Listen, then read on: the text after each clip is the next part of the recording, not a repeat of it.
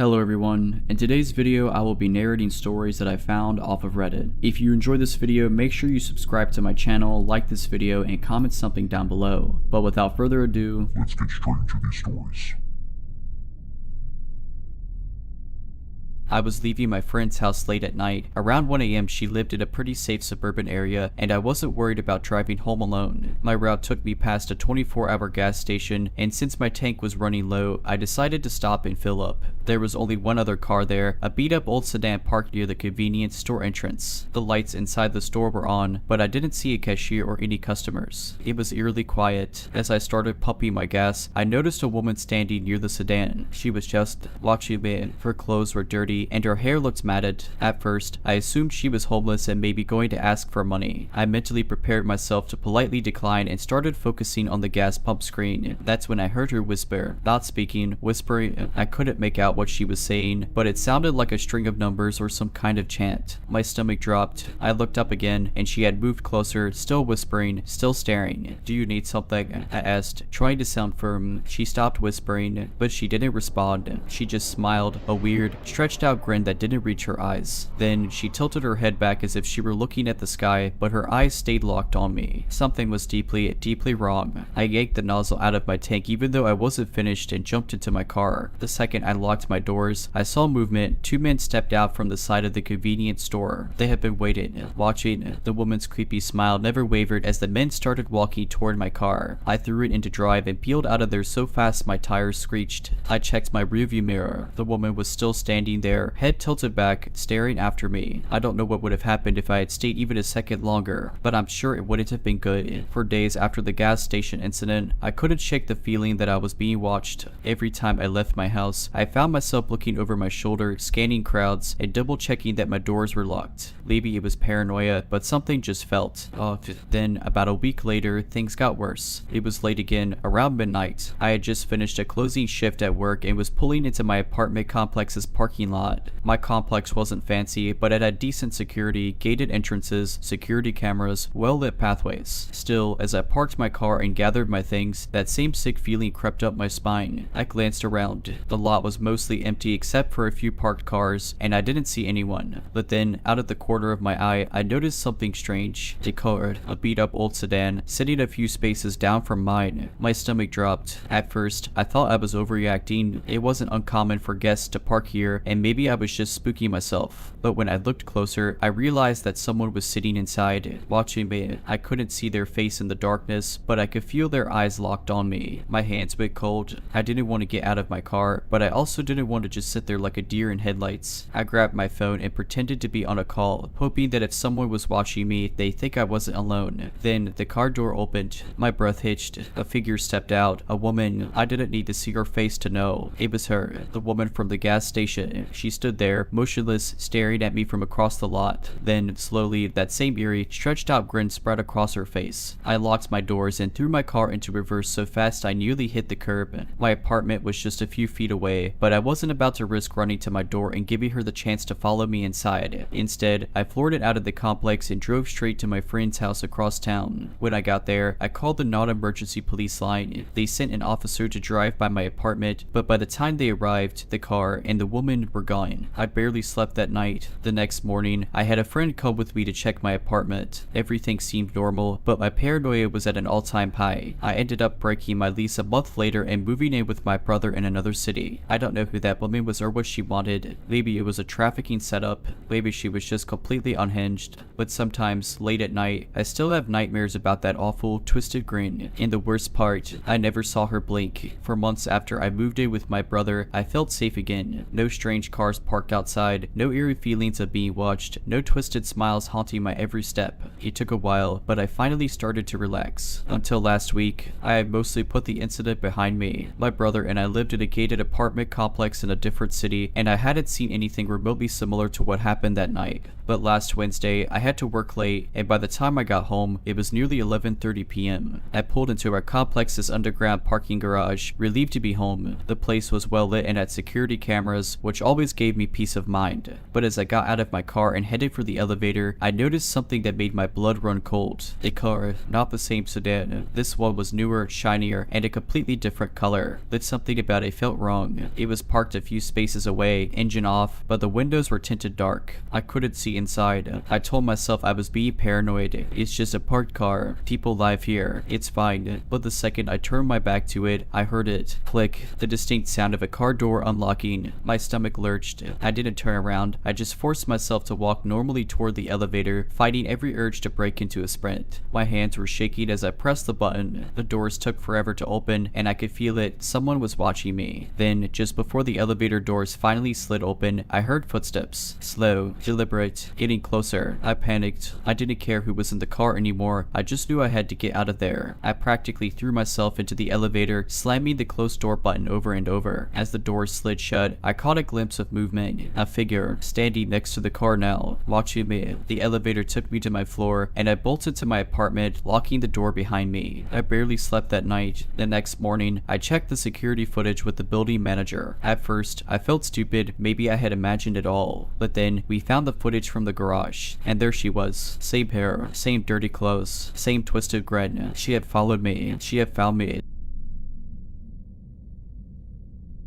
I used to work late shifts at a small diner about 30 minutes outside of town. The pay wasn't great, but the tips made it worth it. The only downside was the drive home. Long, empty stretches of road with only the occasional streetlight breaking up the darkness. One night, after a particularly slow shift, I clocked out around 1:30 a.m. and got into my car. It was the middle of winter and my breath fogged up in the cold. I cranked up the heat and started driving, eager to get home. About 10 minutes in, I noticed something weird. My rearview mirror showed a fake outline of something in my backseat. It was dark, barely visible, but my stomach dropped. I knew for a fact my car had been empty when I got in. I glanced back quickly, but nothing was there, just shadows. I tried to shake it off. My mind playing tricks on me, I thought. I turned up the radio and kept driving. Then I heard it, a faint rustling, like fabric shifting against fabric. I turned the music down, listened, silence. I drove a little faster. The next few minutes felt like hours. Every time I glanced in the mirror, I swore I could see something, a shape, a silhouette, just barely there, like it was blending into the darkness. My heart pounded. I started going through my options. Pull over. No way. Too dangerous. Call someone. I had no service. Keep driving and hope I was imagining it. That last one seemed like my only choice. Then, as I turned onto the final stretch of road before my neighborhood, my headlights caught something reflective in the rearview mirror. I slammed on my brakes. My heart was in my throat. I spun around, fully expecting to see someone sitting in my backseat, but it was empty. I was shaken. My breath was ragged. I wanted to get out of the car and run, but where? There was nowhere to go. I forced myself to turn back, put the car in drive, and gunned it the rest of the way home. When I pulled into my driveway, I didn't even turn the car off. I jumped out, ran to my front door, and locked it behind me. I stood there for a full minute, listening. Nothing. After finally calming down a little, I worked up the courage to check my car again. I grabbed a flashlight and peeked inside. The seats were empty. The floor was clean. No signs of anything, except for one thing. On the back seat, right where I thought I'd seen something moving, there was a single handprint on the fabric. That wide, too large, too smudged, like someone had pressed down hard and then slowly dragged their fingers away. After that night, I couldn't shake the feeling that something was off. I tried to rationalize it. Maybe the handprint was old, from a passenger I had forgotten about, but I knew that wasn't true. I cleaned my car regularly, and that eerie feeling of something watching me hadn't left. For the next few days, I avoided driving at night. I switched shifts with coworkers, took the bus when I could, and even considered selling my car. But eventually, I had to face reality. I couldn't avoid it forever. A week later, I found myself behind the wheel again. It was just past midnight, and I was heading home from a friend's house. I kept checking the rearview mirror, half expecting to see those same shadowy movements. Nothing, just the dark. I almost convinced myself it had been all in my head, until my car radio turned on by itself. It wasn't the station I had been listening to.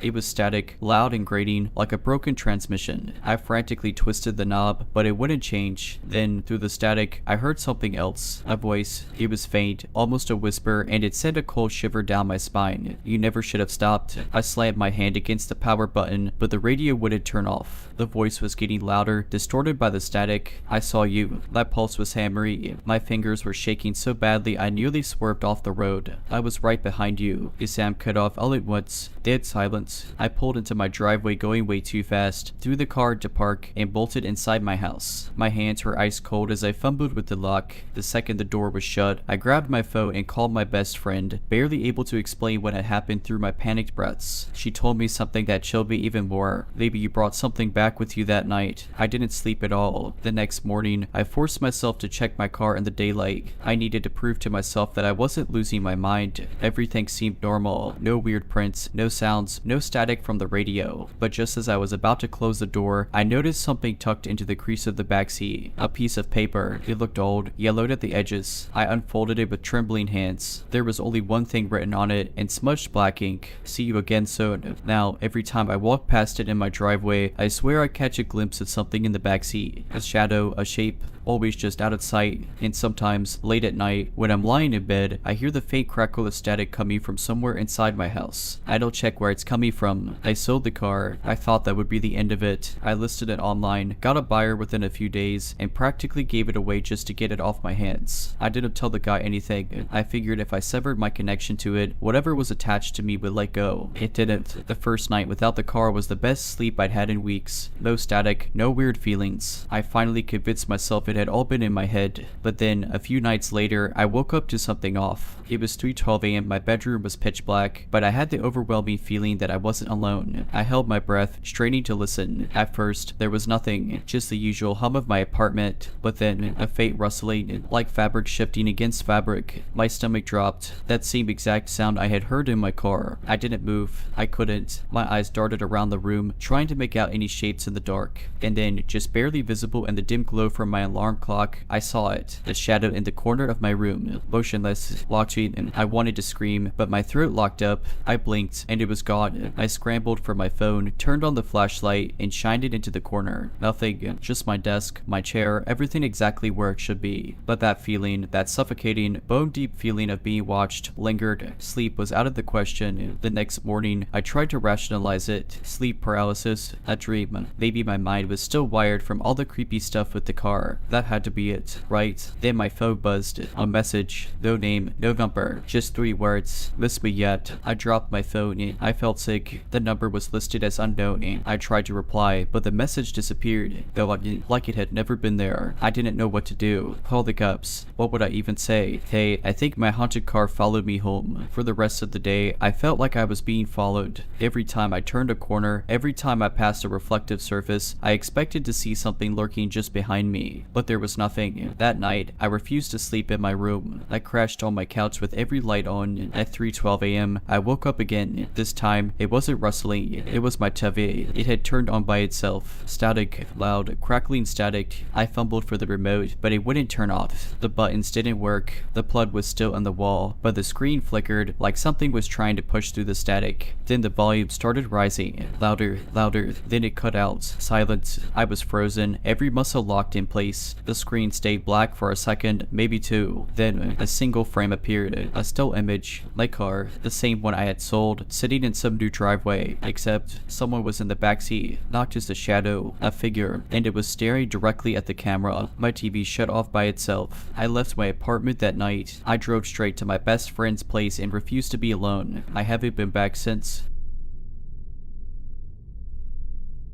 I was in college at the time, living in a small apartment in a pretty safe neighborhood. I was coming home late one night after studying at a friend's place. It was about 11:30 p.m., and the walk from my car to my apartment was only about a minute or 2. No big deal. As I got out of my car and shut the door, I heard a voice behind me say, "Hey." I froze. My blood ran cold. The voice was deep, calm, and almost conversational, like someone greeting an old friend. But here's the thing, I had no idea who it was. I turned around slowly, scanning the dimly lit parking lot. A man was standing under one of the streetlights, just far enough away that I couldn't make out his face. He wasn't moving toward me, just standing there, hands in his jacket pockets. I swallowed hard. Maybe it's someone I know. Oh, do I know you? I called out, trying to keep my voice steady. The man took a single step forward, still partially in the shadows. Yeah, of course, he said smoothly, but I didn't know him. And the way he said it, it wasn't reassuring. It wasn't like a friend who recognized me and was excited to say hello. It was like he was playing along with something. I instinctively instinctively reached for my bag, where I kept my keys and pepper spray. My apartment wasn't far. If I moved fast, I could get inside before he got any closer. Then he said something that still makes my stomach twist when I think about it. "I've seen you around," he said, tilting his head slightly. "I like your red jacket. You wear it a lot." I was wearing my red jacket, but I had only worn it a handful of times since the weather had gotten colder. How long had this guy been watching me? I didn't say anything. I just bolted. I ran faster than I ever had in my life, straight to my apartment door. I fumbled with my keys, half expecting to feel him grab me from behind. But when I finally shoved the door open and slammed it shut, locking it as fast as I could, I turned and looked through the peephole. He was still standing there. He hadn't moved, just standing in the same spot, watching my door. I called my friend immediately, shaking as I told her what happened. She told me to call the police, but by the time they arrived, he was gone. They did a sweep of the area but didn't find anyone matching my description. The worst part, over the next few weeks, little things started happening. I would wake up to find my doormat slightly moved, as if someone had stepped on it. A few times, my mailbox was open when I knew I had closed it. And once, I swear I heard someone walking outside my window at night, but when I looked, there was no one there. I don't know who he was. I never saw him again after that night, but the way he said my name, the way he knew what I wore, the way he just stood there. After that night, I became hyper aware of everything around me. Every little noise, every shadow outside my window, every unfamiliar car in the parking lot. It all put me on edge. My friends tried to reassure me that it was just some weirdo messing with me, but I couldn't shake the feeling that it was something more. Then, one night, something happened that convinced me I wasn't just being paranoid. It was around 2 a.m., and I was in bed, scrolling through my phone, trying to lull myself to sleep.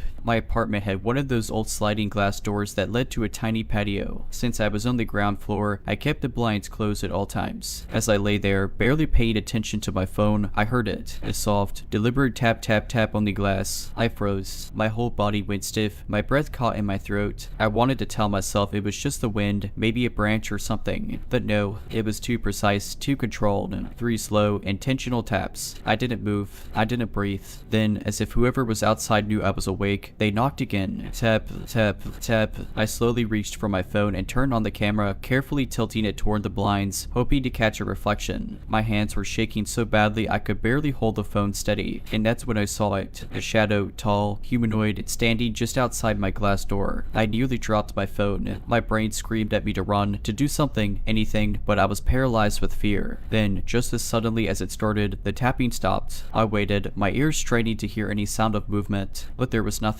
After what felt like an eternity, I forced myself to get up, inching toward the door as quietly as possible. My heart was pounding so hard I thought I might pass out. I reached out and, in one swift motion, pulled the blinds open. Nothing. There was no one there. But my stomach dropped when I noticed something on the glass. A single handprint, smudged as if someone had pressed their palm flat against the door. I called the police right then and there. When they arrived, they checked the area, but again, there was no sign of anyone. The handprint was still there, but it was too smudged to get anything useful from it. The officers asked if I had any enemies, an ex, or anyone who might want to scare me, but I had no answers for them. They suggested I invest in security cameras and made a few extra patrols around my complex for the next week. I didn't sleep that night. Over the next few days, I kept my curtains drawn and barely left my apartment. I even started crashing at a friend's place, but the fear didn't go away. I couldn't shake the feeling that he was still watching me, and I was right. One evening, about a week after the incident, I was coming home with my friend, who had insisted on walking me inside. As we approached my door, my stomach turned. There was something on my doormat, a Polaroid photo. I hesitated before picking it up, my hands trembling. The picture was grainy, dark, but I could still make out what it was. It was my sliding glass door, and standing just outside, barely visible, was a shadowy figure. A timestamp on the bottom, 2:03 a.m., the exact time I had heard the tapping. I dropped the photo, my entire body going cold. My friend grabbed my arm and practically dragged me inside, locking the door behind us. We called the cops again, but as always, the person was gone. That was the final straw. I broke my lease the next morning and moved in with my friend while I figured out my next steps. I never went back to that apartment alone, not even to pack. My dad and a few of his buddies helped me move everything out in broad daylight. I don't know who he was. I don't know what he wanted, but I do know one thing. He knew my name, he watched me, and worst of all, he wanted me to know it. I moved out. I left that apartment behind, hoping that putting distance between myself and that place would mean putting distance between myself and him. For a while, it worked. I stayed with my friend for a couple of months while I searched for a new place, constantly looking over my shoulder. Every time I walked alone, every time I sat by a window, I felt like someone was watching. But nothing happened until it did. It was about 3 months later. By then, I had finally found a new apartment, a second floor unit. No more ground floor windows, no more sliding glass doors. I had made sure of that. My new place had a balcony, but it faced a busy street, and I felt safer knowing no one could just walk up to it. For the first time in a long while, I started to feel normal again. Then one morning, I left for work and saw something on the ground outside my door. At first, I thought it was trash or a piece of paper someone had dropped, but when I bent down, my blood ran cold. Another Polaroid. This one was different. It wasn't a picture of my apartment. It wasn't a picture of my old place. It was a picture of me. I was sitting at a coffee shop.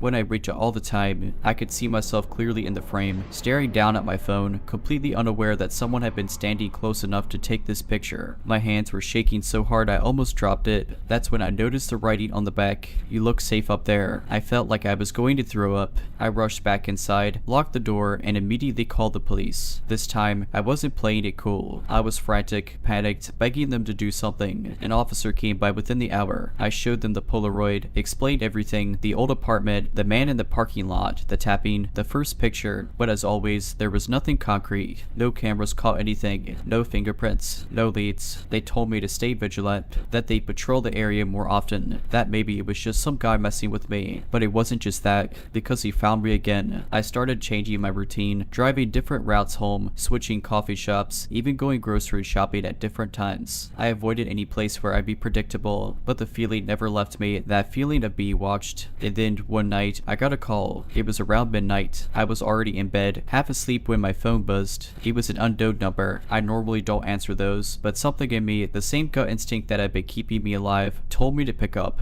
I pressed the phone to my ear, my voice barely above a whisper. "Hello." For a few seconds, there was nothing. Then, a familiar voice, low, smooth, casual. "I like the new place." I screamed. I don't remember hanging up. I don't remember grabbing my keys. I just remember bolting out of my apartment in a blind panic and driving straight to my friend's house. The police took the call seriously this time. They traced the number, but it was a burner phone, untraceable. I packed my bags and left that apartment within a week. That was a year ago. I moved to a new city, hours away, changed my number, deleted all my social media. I did everything I could to disappear.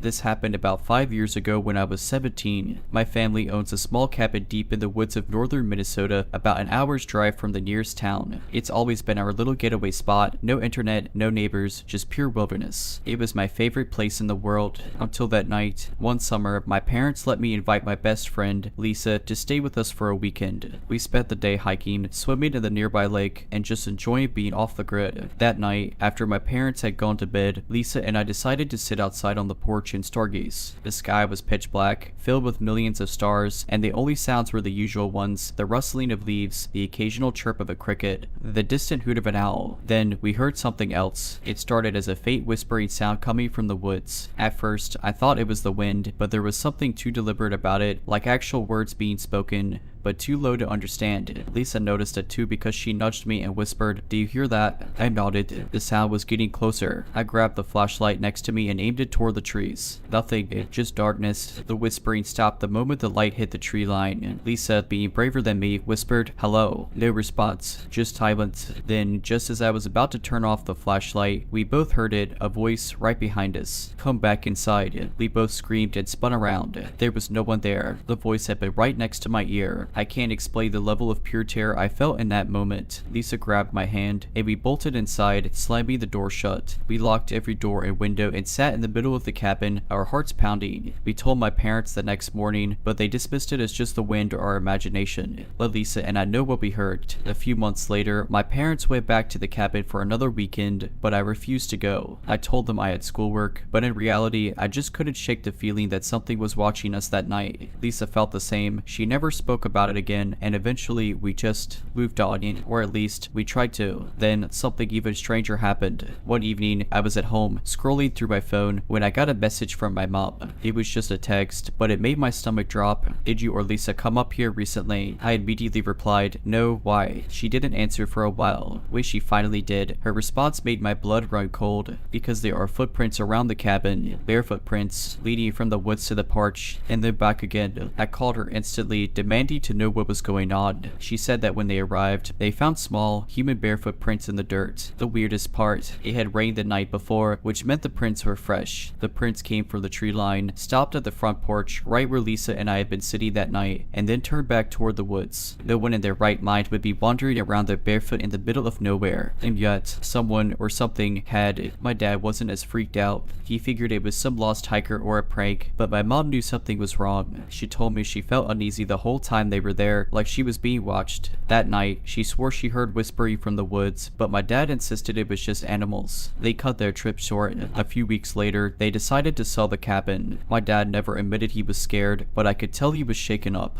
Lisa and I never spoke about that night again, but I still think about it. What if we hadn't gone inside when we did? What if we had stayed on that porch just a little longer? A couple of years passed, and life moved on. The cabin sold quickly, probably because my parents didn't mention the weirdness to the buyers. I didn't ask questions, I just felt relieved that it was out of our lives. Lisa and I grew apart over time, went to different colleges, and only exchanged the occasional text. But then, something happened that pulled me right back into that nightmare. It was a random Thursday night when I got a call from an unknown number. I don't usually answer those, but something in my gut told me to pick up. I hesitated before saying hello. At first, there was nothing, just silence, then a whisper, "Come back inside." I nearly dropped my phone. My heart pounded so hard it drowned out everything else. That voice, it was the exact same voice from the cabin. I slammed the call to an end, my hands shaking. I checked the number, but it was blocked, no way to trace it. I tried convincing myself it was a prank, some coincidence, maybe even Lisa messing with me after all these years. But deep down, I knew better. I barely slept that night. The next morning, I texted Lisa something I hadn't done in months. "Did you get a weird call last night?" It took her almost an hour to respond. When she did, my stomach twisted into knots. "You heard it too." I immediately called her. She picked up on the first ring, and I could tell by her breathing that she was just as freaked out as I was. Lisa had gotten the same exact call, around the same time as me. Same whisper, same words. And like me, she had no way of tracing it. We both sat in silence for a moment before Lisa finally said, I think it followed us." I didn't want to believe it. The cabin was sold. We were hundreds of miles away. Whatever was in those woods shouldn't be able to reach us. But it had. That was the last time Lisa and I ever spoke. I don't know if she wanted to forget, or if she was just too scared to talk about it anymore. I blocked a number. I changed my phone. I even moved to a different state after graduation, far away from Minnesota.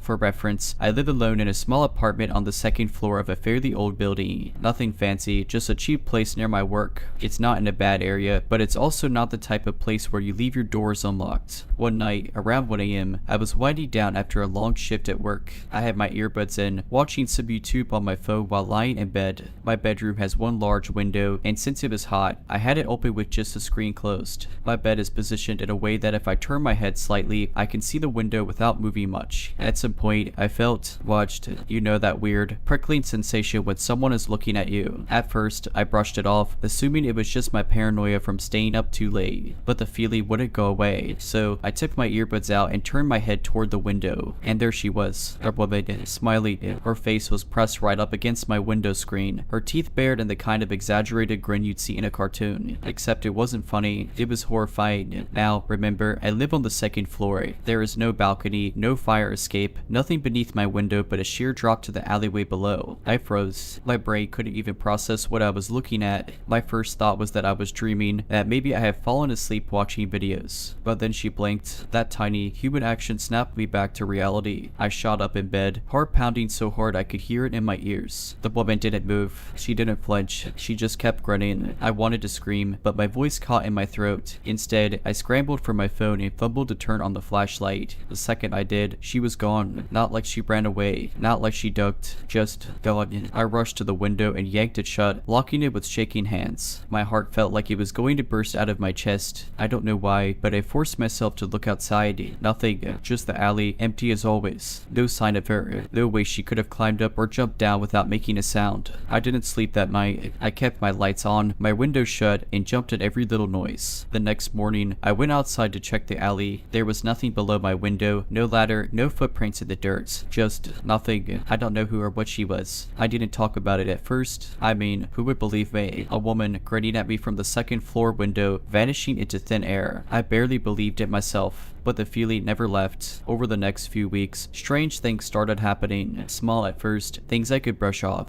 My blinds would be open when I knew I had closed them. I'd hear faint tapping at the glass in the middle of the night, so soft I could almost convince myself it was just the wind. Almost. Then, one night, something happened that made me realize I wasn't just being paranoid. It was around 3 a.m. I was asleep when a noise jerked me awake. A soft, rhythmic tapping on the window. My stomach dropped. I lay there, frozen, staring at the ceiling, hoping it was just my imagination. But then I heard it again. Tap, tap, tap, deliberate, measured, waited. I don't know why, but I felt like if I moved, if I acknowledged it, something bad would happen. So I just stayed still. The tapping continued for what felt like forever. I squeezed my eyes shut, gripping the blanket like it could somehow protect me. Then, finally, it stopped. I waited. My whole body was rigid with fear. And then, I said you. The whisper was so faint I almost thought I imagined it, but it came from inside the room. I shot up, hard hammering. I grabbed my phone, fumbling with the flashlight, shining it all around my room. Nothing. The window was still shut and locked. I didn't sleep for the rest of the night. I sat in the corner of my bed, blanket clutched around me, waiting for something else to happen, but nothing did. The next morning, I was exhausted but determined. I needed to figure out what was going on. I checked outside again, looked around the alley, asked my neighbors if they had seen anything. Nothing. Nobody had seen a woman. Nobody had heard anything. At this point, I was convinced I was losing my mind, but then I checked the window screen. There were fingerprints, faint smudges, like someone had pressed their hands against the mesh. But the scariest part, they were on the inside. I haven't seen the smiley lady again. Not fully, but sometimes, late at night, I wake up for no reason at all, and my heart is already pounding, like my body knows something before my mind does. And on those nights, I never look at the window, because I know that if I do, I might see her again. I wish I could say that was the last time I felt her presence, that I somehow solved the mystery of the smiley lady and moved on. But the truth is, things only got worse. After finding the fingerprints on the inside of my window screen, I did what any sane person would do. I packed a bag and left. I didn't care that I had a lease. I didn't care that I had no solid proof of what was happening. I just couldn't be there anymore. I crashed at my friend Jason's place across town for a few nights. He thought I was being ridiculous, but he let me stay. He said stress and lack of sleep were making me hallucinate, and honestly, I wanted to believe him. Then, on the third night away, I got a text from my downstairs neighbor, an older guy named Ray. It was short, simple, and bone-chilling. Hey kid, we're back. Thought I saw you in your window just now. I stared at my phone, my blood turning to ice. I texted back immediately. I'm not home. I haven't been there for days. Ray didn't respond right away, but when he did, it was just, oh, thought I saw someone standing there. Must have been my imagination. Stay safe. I barely slept that night. The next morning, I made the stupidest decision of my life. I went back. I don't know why. Maybe I just needed to see that nothing was wrong, that I let my fear get the best of me. But the second I stepped into my apartment, I knew I'd made a mistake. It smelled, like something stale and slightly sweet, like rotting fruit. The air felt heavier, almost like the walls were pressing in. Then I saw the window. The blinds were open. I know I had left them closed. In there, written on the inside of the glass, was a message. You look cute when you sleep. I read it. I didn't stop to pack, didn't lock the door behind me. I just bolted. That was the last time I ever stepped foot in that apartment. I called the landlord, told them I was breaking my lease, and never looked back. They were pissed, but I didn't care. I couch hopped for a while, then eventually found a new place on the other side of town. A top floor unit, no fire escapes, no easy access. But sometimes, I still feel watched. Sometimes, I wake up to faint tapping sounds, even though I live alone on the 5th floor. And last week, I got a letter in the mail. No return address, just a single piece of paper inside. It had 3 words written on it, in the same smudged handwriting from my window. Found you again.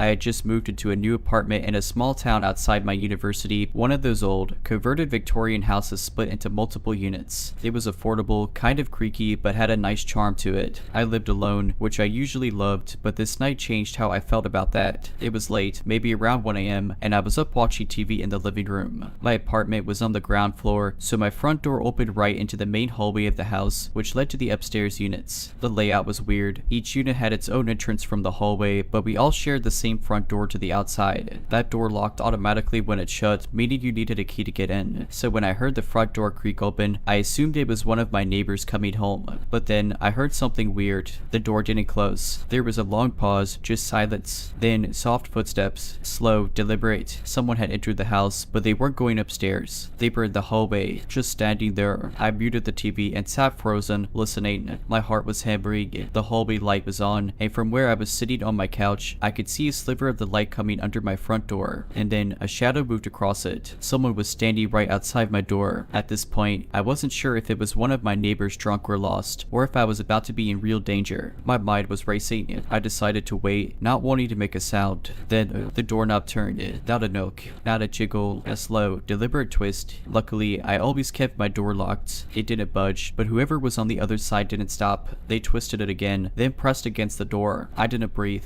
Then, the creepiest part, I heard a man's voice whispering, "No, that's not right," like he was talking to himself, like he was confused. Then, he tried again. I was shaking at this point, staring at the door, expecting it to burst open at any second. I grabbed my phone and texted my upstairs neighbor, Alex. Hey, is that you in the hallway? Seconds later, my stomach dropped when I saw the little 3 dots appear. Alex, what? No, I'm in bed. Why? I felt sick. I wanted to scream, but I was too afraid to make a sound. Then, the whispering started again. Not this one. The close. I couldn't take it anymore. I turned on every light in my apartment, hoping it would scare him off. I grabbed the heaviest thing near me, a big candle in a glass jar, and stood up, ready to throw it at his head if he somehow got inside. Then, silence. I waited, maybe a full minute. Then, soft, retreating footsteps. The front door creaked open again, and shut. I didn't sleep that night. The next morning, I asked Alex if he had seen anything when he left for work, but he hadn't. We checked the front door. It was still locked. There was no sign of forced entry. No one ever saw the man again. But here's the worst part. A few days later, our landlord sent out a mass email reminding tenants not to prop open the front door and that if we lost our keys, we needed to request replacements. Which meant the man never picked a lock. Over the next few days, I tried to convince myself that it was a one-time thing, maybe some drunk guy who wandered into the wrong house. But I couldn't shake that feeling of unease. Every time I came home, I'd check behind me to make sure no one was following. I'd even started locking my bedroom door at night, which I'd never done before. Then, about a week later, something happened that I can't explain. It was a Friday night, and I had decided to stay in and catch up on homework. Around 11 p.m., I got a text from Alex upstairs. "Alex, are you having people over?" That was weird. I hadn't made any noise all evening. I texted back, "No, why?" "Alex, I thought I heard voices downstairs. Like, talking. Thought maybe you had friends over." My blood ran cold. I hadn't heard anything. I told Alex to hang tight while I checked it out. I grabbed the same glass candle jar from before and tiptoed to my door. Peeking through the peephole, I saw nothing but the dimly lit hallway. No movement, no shadows, just silence. I texted them back, I don't see anyone. Maybe it was outside. Alex, maybe. Let me know if you hear anything." I was about to go back to my desk when I noticed something strange. The little decorative chain lock on my door was swinging slowly back and forth like someone had just brushed against it. I hadn't touched the door all evening. I stood there frozen, staring at the chain when I heard it, a single creak from the hallway floorboards. Not outside, not upstairs, right there in the hallway. Something told me not to look through the peephole again. Instead, I went back to my couch, turned on the TV as loud as I could, and sat with my candle jar in hand, pretending everything was fine. The rest of the night passed without incident, but I barely slept. The next day, I decided I couldn't keep this to myself anymore. I told Alex what had happened, and we agreed to check the hallway and the front door together. When we got to the shared entryway, everything seemed normal until Alex noticed something. Right next to the front door, on the wall where we had a little bulletin board for mail and announcements, there was a piece of paper tacked up.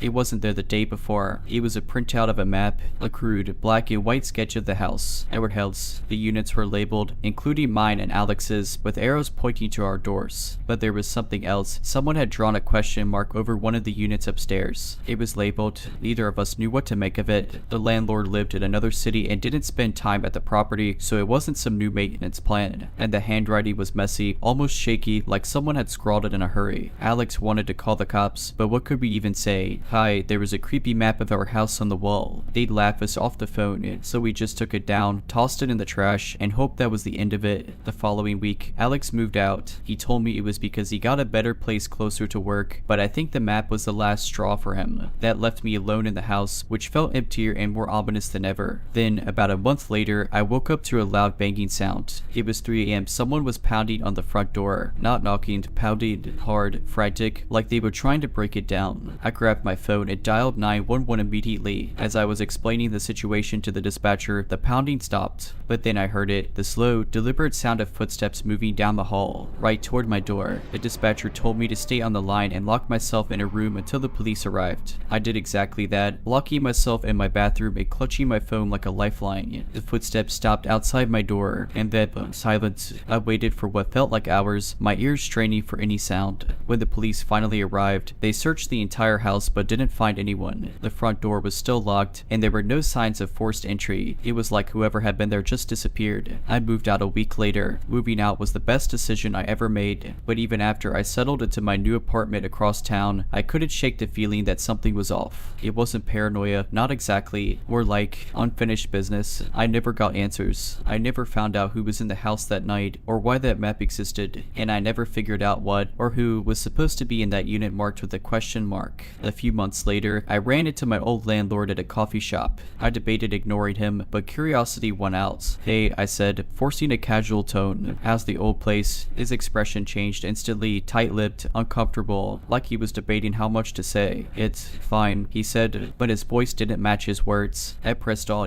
"Has anyone moved in?" He hesitated. "Yeah, the upstairs unit finally got filled. It took a while." I froze. "The one with the question mark?" I blurted out before I could stop myself. He blinked. "What?" I realized how crazy that sounded, so I backtracked. "Never mind. Just weird stuff happened before I left." There was a map pinned to the wall with a question mark over that unit. His face drained of color. Now I hesitated. "What?" He let out a breath, rubbing the back of his neck. "I don't know about any map, but yeah, that unit's always been weird. Hard to keep tenants there. Last guy just disappeared one day. Left all his stuff behind. No one could get a hold of it. Cops checked. No sign of foul play, so they called it abandonment and I had to junk his stuff." I swallowed hard. "When was this?" "Couple months before you moved in." I felt sick. The question mark wasn't about someone moving in. It was about someone who had already been there. Someone who vanished without a trace. I should have left it alone. I wanted to leave it alone. Let the whole thing gnaw at me. That night, I found myself searching the guy's name online. It wasn't hard to find. It had been in an old email chain from the landlord about maintenance issues. His name was Ethan Calloway. At first, nothing came up, just the usual inactive social media profiles. But then, I found a missing persons page. Ethan had been reported missing by his parents. According to the timeline, he had disappeared from the apartment sometime in late March. No activity on his bank account. No calls. Nothing. Just gone. But here's the thing that sent chills down my spine. The report mentioned that Ethan had told friends something strange before he vanished. He had been complaining about hearing voices at night, whispers coming from inside the walls. One friend even claimed he had texted her, "I think someone's living in here with me. I hear them at night, but I can never find them." I shut my laptop. I wanted nothing more to do with this.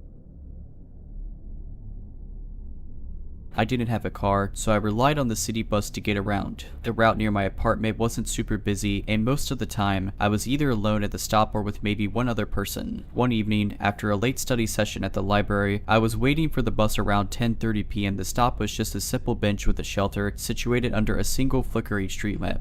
The road was empty, and the only sounds were the occasional rustling of leaves and the distant hum of traffic from the main street. I had my earbuds in but wasn't playing music, just a habit to avoid unwanted interactions. That's when I felt it. You know that feeling when someone is watching you. It starts as a tiny itch at the back of your neck and then crawls up your spine. I glanced around. Nothing, just the empty road and a row of darkened houses across the street. Then I noticed something, or someone. At first, I thought it was a shadow cast by the streetlight, but no, it was a figure standing further down the sidewalk. Not too close, but close enough that I could make out a shape. They were just standing there, not moving, not shifting weight, not even pretending to be looking at a phone. Just standing and face up.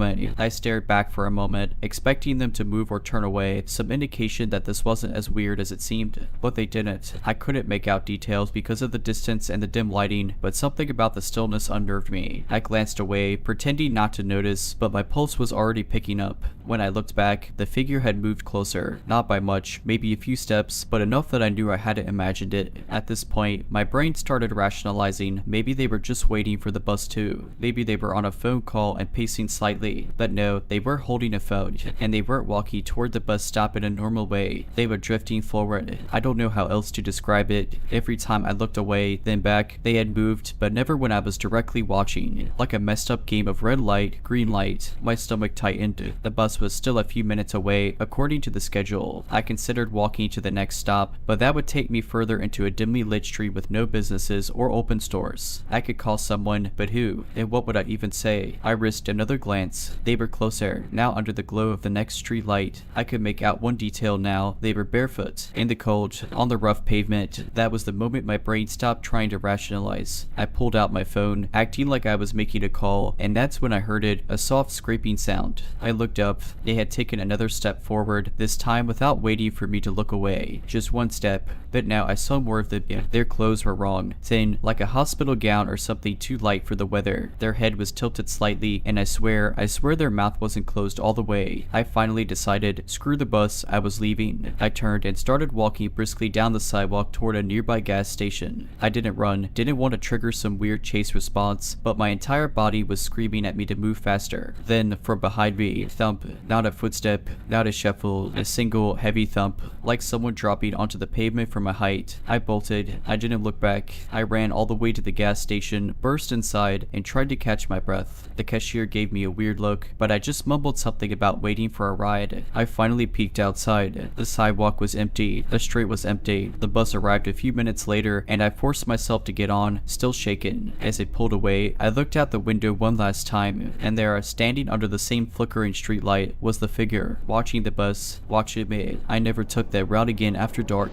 For the next few days, I convinced myself that it had just been a weird, unsettling encounter, maybe a homeless person, someone mentally unwell, or just a creepy coincidence. I avoided that bus stop at night, opting to take a longer, more crowded route home, but I couldn't shake the feeling that I hadn't been imagining it. The way they moved, the thump, the way they knew when I was looking. I told a couple of friends, but I played it off like a creepy thing that happened rather than something I was genuinely disturbed by. They told me it was probably just some weirdo trying to scare me. That would have been easier to believe if it had ended there. It didn't. About a week later, I was coming home late again. This time, I was taking the longer route, a more populated area near a strict mall. I felt safer, brighter lights, more people. I was about halfway home when I felt it, that same awful itching feeling at the back of my neck. I tried to ignore it. I really did. But eventually, I glanced over my shoulder, and my stomach dropped. Far down the street, standing perfectly still on the sidewalk, was a figure. Not walking, not moving, just standing. I felt my entire body go cold. There was no way it was the same person. I was on the other side of town, but something inside me knew. They were under a street lamp this time, so I couldn't see details. But the stance, the way they just stood there, was identical. I turned a corner sharply, my heart pounding. I forced myself to walk instead of run. I didn't want to know what would happen if I ran.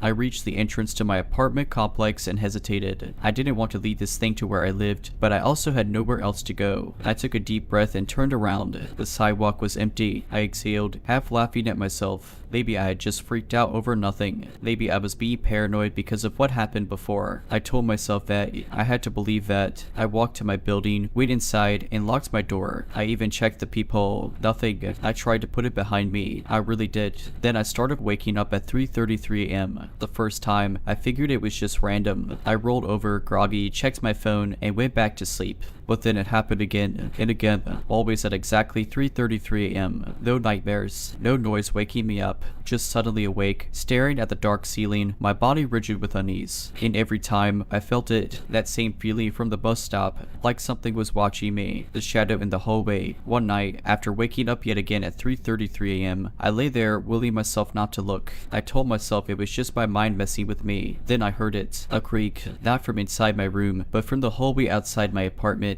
My breath caught in my throat. I lay there, completely still, ears straining. The old building made noises sometimes, but this was different. It was deliberate, slow, creak, like someone shifting their weight just beyond my door. I sat up slowly, heart hammering. My eyes flicked to the space at the bottom of my door, where the faint glow of the hallway light usually seeped in. But this time, there was something blocking it, a shadow. Something was standing outside my door. I grabbed my phone and barely breathed as I typed out a message to my friend. I think someone is outside my apartment. I hesitated before hitting send. Creaked. A single knock. Not loud. Not demanding. Just a soft, deliberate tap. Like it was testing. Like it knew I was awake. I couldn't move. I couldn't even breathe. Then my phone buzzed with a reply. What? Who? I didn't respond. I just kept staring at the door, waiting. After a few minutes, the shadow shifted, and then, just like that, it was gone. I never saw it again. After that night, the 3:33 a.m. wake-up stopped. I never saw the figure again. Never felt that awful, crawling sensation of being watched. I even started using the bus stop again during the day, but sometimes, when I walk home late at night, I still check over my shoulder. For a while, things seemed normal again. I told myself that whatever had happened, whatever that thing was, had finally left me alone. But deep down, I didn't really believe it. I still avoided that bus stop at night, still refused to wake up at 3:33 a.m., still got an eerie, crawling feeling at the back of my neck whenever I walked home alone. And then, one night, I learned something that changed everything. Oh, you saw him too. It was about 2 months after my last encounter. My roommate, Sam, and I were sitting on the couch, half watching a horror movie. I hadn't told her much about what happened, just that I'd had a weird stalker incident. We started talking about creepy things that had happened to us in the city. Sam, who had lived in the area longer than me, mentioned something that made my stomach drop.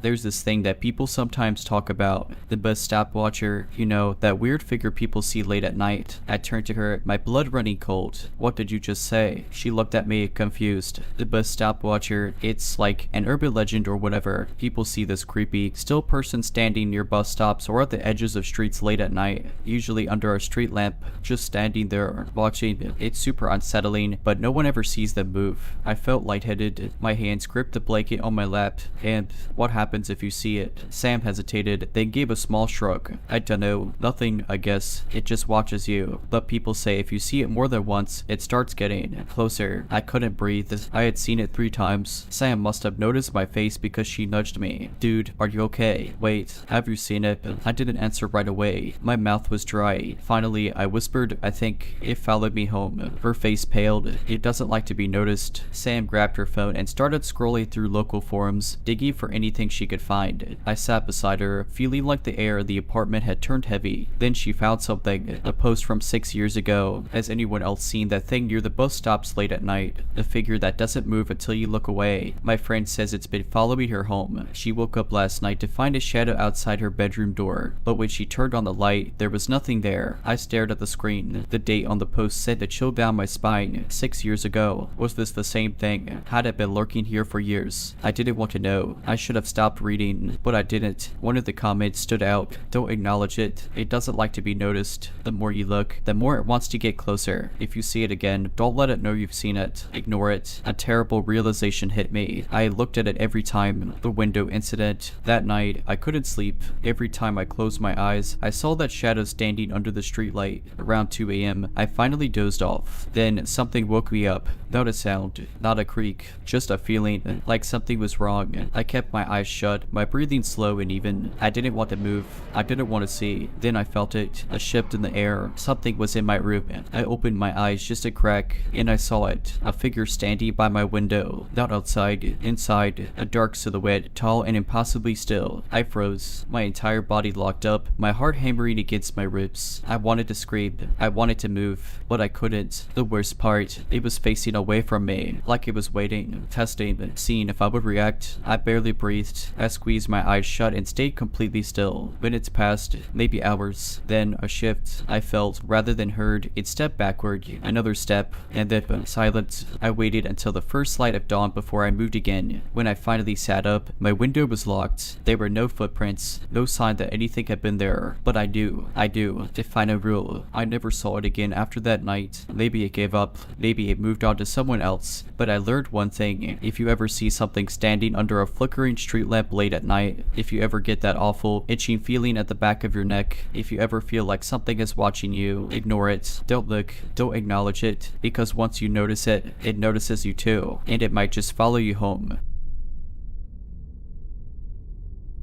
I was visiting my cousin, who lived in a small town in upstate New York. It was one of those towns where everyone knew each other and not much ever happened. My cousin, Jake, and I had spent the day hiking through a local trail and decided to walk back through the more residential areas instead of taking the main road. As we walked, we passed a row of houses, all of them old but well maintained, the kind you'd expect in a historic town. Then we saw it. The house was different. It looked ancient, far older than anything else around it. The paint was peeling, and the wood underneath looked almost black with age. The windows were filthy, and the front door was slightly ajar. Jake stopped walking. That's weird, he said. What? He turned to me, eyes narrowed. There's no house here. I laughed. Dude, it's right there. He shook his head, his face serious. No, I mean, I've walked this street a million times. There's supposed to be an empty lot here. That's when I started to feel it, that creeping, gut-wrenching sense that something was wrong. The air felt thick, and the longer I looked at the house, the more unnatural it seemed. It was almost like it didn't belong. Jake must have felt it too because he suddenly grabbed my arm. Let's go. We picked up the pace and didn't look back until we reached his house. The whole walk home, neither of us said much. The next morning, I decided to bring it up again, half expecting Jake to laugh it off. Instead, he turned pale. Dude, I walked by there this morning, and there's no house. I didn't believe him. We ran back to the street, and my stomach dropped. The house was gone, completely. There was nothing but an overgrown, empty lot where I had stood the night before. No foundation, no debris, just an untouched field of grass. We never spoke about it again, but sometimes I dream about that house. In my dreams, the doors opened just a little wider. For a long time, I tried to convince myself we had just been tired. Maybe we had misremembered, or maybe the house had been an illusion of some kind, a trick of the mind in the dim light of dusk. But deep down, I knew that wasn't true. And then it happened again. Months had passed, and I had returned home, hundreds of miles away from Jake's town. We had mostly stopped talking about that night, though sometimes I'd catch him staring off into space when we were on the phone, like he was still trying to figure it out. Then one evening, while driving home from work, I saw it. Not in his town, not in New York, but in mine. It was just sitting there on the side of the road, tucked between two houses I had seen my entire life. I actually slammed on my brakes, my heart hammering. It was the same house. The exact same house. Same rotting wood, same warped windows, same slightly open door. It shouldn't have been there. I knew that. I parked on the side of the road and just stared at it, my mouth dry. Pedestrians walked right past it without even glancing up, like they couldn't see it, couldn't feel it. That creeping sensation returned, the one I had felt standing in front of it the first time. The air felt heavy, wrong, and then I saw it. Through the filthy glass of one of the windows, something moved. The shadow, no, not just a shadow, a figure. It was standing inside, just beyond the doorframe, staring at me. I couldn't make out a face, but I knew it was watching. My body felt frozen, my hands clenching the steering wheel. I wanted to get out of the car. I wanted to go inside. Then I blinked, and it was gone. Not just the figure, the house. One moment, it was there. The next, nothing but an empty gap between the two homes, as if it had never been there at all. I drove home in silence. I barely slept that night, and in the morning, I called Jake. The first thing he said when he picked up, "You saw it, didn't you?" Jake and I didn't talk for a moment. I could hear him breathing on the other end of the line, like he was trying to decide how much to say. Finally, I broke the silence. "Jake, what do you know?" "Hi, I've been saying it again too," he admitted. "Not just in town, other places. Sometimes when I'm driving home, I'll see it on the side of the highway, wedged between office buildings. I saw it in a parking lot once." "Hi," his voice hitched. "I saw it outside my apartment." A chill crawled up my spine. "Did it say anything inside?" I asked, almost afraid of the answer. Silence. Then, yeah,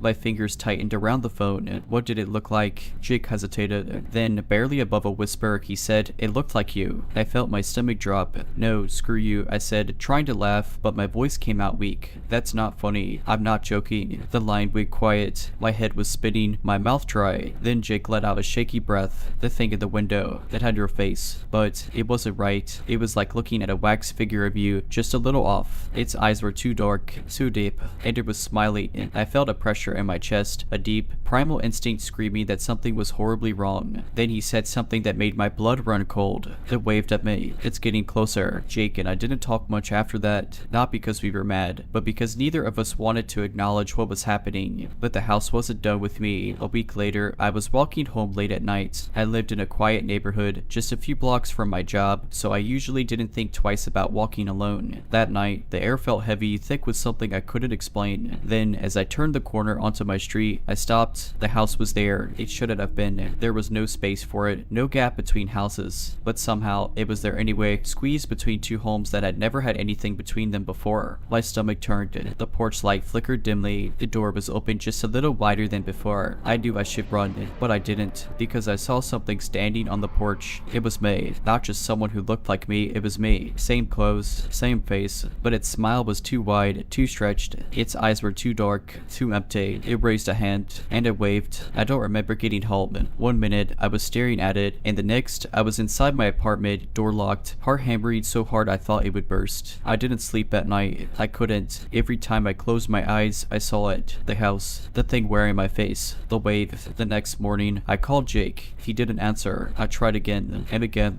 Nothing. Then I got a text from Jake. It just said, "I saw you outside my window last night, but it wasn't you."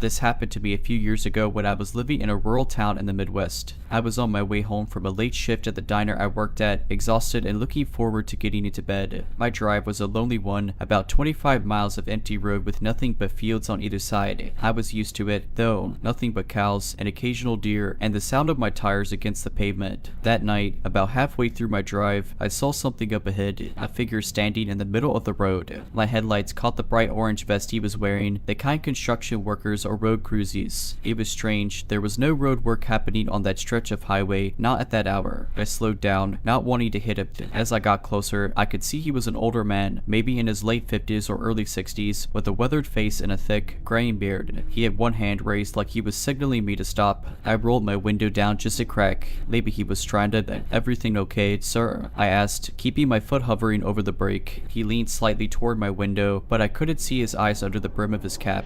His voice was calm, but something about it felt off. "Road's out up ahead. You need to turn back." That sent a small chill up my spine. The road definitely wasn't out. I'd driven this way to work just fine, and there hadn't been any storms or construction notices. "Oh, are you sure?" I asked. "Yep," he nodded, stepping closer. "You better turn around now." Every instinct in me screamed that something wasn't right. Instead of stopping completely, I let my foot off the brake and started rolling forward slowly. His hand shot out and grabbed my door handle. "Turn around," he said again, firmer this time, and I panicked. I hit the gas and swerved around him, my tires skidding as I got past. I checked my rearview mirror. He was just standing there, watching me drive away. I didn't stop until I was a few miles down the road. My heart was hammering in my chest. Eventually, my nerves settled, and I convinced myself that maybe he was just some concerned old guy trying to warn me about something. But then, about 5 minutes later, I passed another figure on the side of the road. Another man in an orange vest. This one was younger, maybe in his 30s, clean shaven. He was just standing at the edge of the road, facing the fields, not signaling, not moving. And when my headlights hit him, I swear to God, he turned and smiled. I floored it the rest of the way home, locked every door, and barely slept that night. A few weeks passed, and I did everything I could to push that night out of my mind. I told a couple of coworkers about it, half expecting them to laugh it off, but their reactions only unsettled me more. "You saw them," one of them said, eyes wide. "The best guys," another muttered, shaking his head. Apparently, I wasn't the first person to see strange men in orange vests on that road. A few people had mentioned them before, always appearing at night, always standing in the middle of the road or just off to the side, watching. Some had been told to turn back, just like I had. Others swore they saw them standing in the fields, completely still, facing the road like they were waiting for something. A trucker who came through town often said he nearly hit one of them once, but when he got out of his rig to check, there was no one there. Another driver claimed he turned around like the man told him to, only to find himself driving in circles for hours until the sun started to rise. But the worst story, a girl who used to work at the diner before me disappeared on that road a couple of years back. She was supposed to make it home after her shift, but she never did. Her car was found abandoned in a ditch a few miles out, the driver's side door open, key still in the ignition. No sign of a struggle, no sign of her. The only thing out of place, a dirty, crumpled orange vest lying a few feet away in the grass. Hearing all of this made my stomach churn. I hadn't imagined it. Those men, whatever they were real, and I had been so close to stopping for them. From then on, I refused to drive that road alone at night. If I had a late shift, I either convinced someone to drive home with me or took the longer route, no matter how much gas it burned. It wasn't worth the risk. And then, one night, my roommate, Lisa, decided she didn't believe me. I had just gotten home from work when she smirked and said, "So, I took your scary vest road tonight." Guess what? Nothing happened. I froze. "Lisa, why would you do that?" She rolled her eyes. "Because you're freaking out over some dumb ghost story." I figured I'd prove there's nothing out there, but then her expression faltered. "Okay," she admitted, "I did see something weird." I felt my stomach drop. There was this guy standing way out in the field, like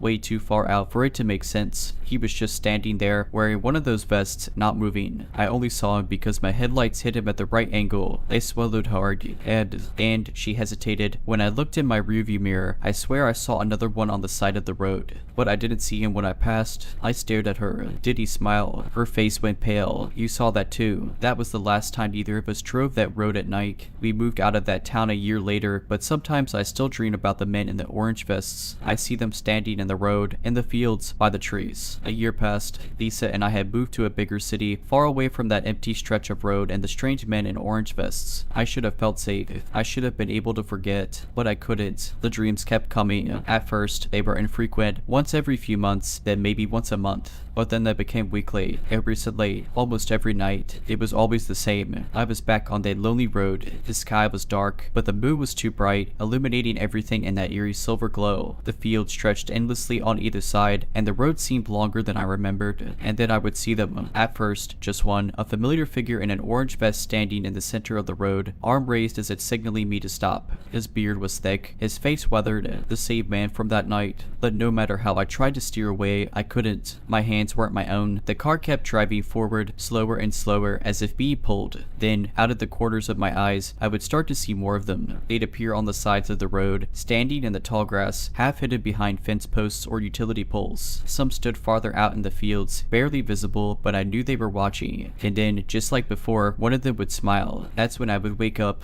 Lisa knew I was having trouble sleeping, but I didn't tell her about the dreams. I didn't want to bring it up again. Didn't want to risk dragging us back into something we had barely escaped from. But then, 2 nights ago, something happened that I can't explain. I was coming home late, nothing unusual, just a long shift at my new job. The city was different. No endless stretches of empty road, no open fields, just street lights, cars, people. It should have made me feel safe. But as I pulled into my apartment complex's parking lot, my headlights flashed across something that made my stomach drop. A man standing just beyond the entrance, wearing an orange vest. He wasn't blocking the road this time, and he wasn't motioning for me to stop. He was just standing there near the sidewalk, partially illuminated by the glow of a flickering street lamp. He didn't move. He didn't wave, but I knew he was there for me. I threw my car into park and sprinted inside, blocking the door behind me. I pressed my back against it, trying to steady my breathing, heart pounding so hard it hurt. After a few minutes, I convinced myself to look out the peephole. The parking lot was empty. I barely slept that night, and when I did, I had the dream again. But this time, it was different. I wasn't on the empty road. I was in my apartment. The layout was exactly the same, down to the flickering kitchen light we kept forgetting to fix. I was standing by my bed, staring at my front door, and there was a shadow under it, a pair of feet. Something was standing right outside. Then, slowly, the door handle began to turn. I jolted awake, gasping, covered in sweat. It was still dark outside. My bedroom was quiet, but then tap, tap, tap, a knock at the door. Soft, deliberate. I stayed frozen in bed, clutching my blanket, heart hammering in my chest. The knock came again. Tap, tap, tap. I reached for my phone, my fingers trembling. My first instinct was to call Lisa, but she wasn't home. She had gone to visit her parents for the weekend. I knew I had to check. I had to see. Slowly, I crept toward the door, careful to stay silent. The peephole felt like the only barrier between me and whatever was out there. I closed one eye, leaned in, and looked. The hallway was empty. Nothing. No one. But just as I let out a shaky breath, I noticed something at the bottom of the door. A piece of fabric, bright orange. This happened about 2 years ago when I was still living alone in my first apartment. It wasn't in the best part of town, but it was cheap, and at the time, that was all that mattered. One night, around 9:30 p.m., I was winding down from work, watching TV with a glass of wine, when there was a knock at my door. That was weird. I wasn't expecting anyone. I lived in a small apartment complex with an outer security door that led to a hallway, and you needed a key or for someone to buzz you in. My friends knew to text first before coming over, and I hadn't ordered any food. I hesitated, but curiosity got the best of me. I went to the peephole and looked out. A delivery guy stood there, holding a white plastic bag. He wore a red hoodie with the hood up and a baseball cap under it, the brim pulled low over his face. I couldn't see his eyes, just his mouth and the scruff on his chin. Still weird. I hadn't ordered anything. I didn't open the door. Instead, I called out, "I think you have the wrong apartment." He didn't respond right away, just stood there, gripping the plastic bag like he was thinking. Then, finally, he muttered, "Order 4. Thribe." That was my apartment number. My stomach twisted. I hadn't ordered anything. "Who's it from?" I asked. He mumbled something, but it was too quiet to hear. "Sorry," I said, louder this time. "I didn't order anything." Another long pause. Then, in the same low voice, he said, "It's already paid for. Just take it." A weird, sinking feeling settled in my gut. I don't want it. Silence. He just stood there, not leaving,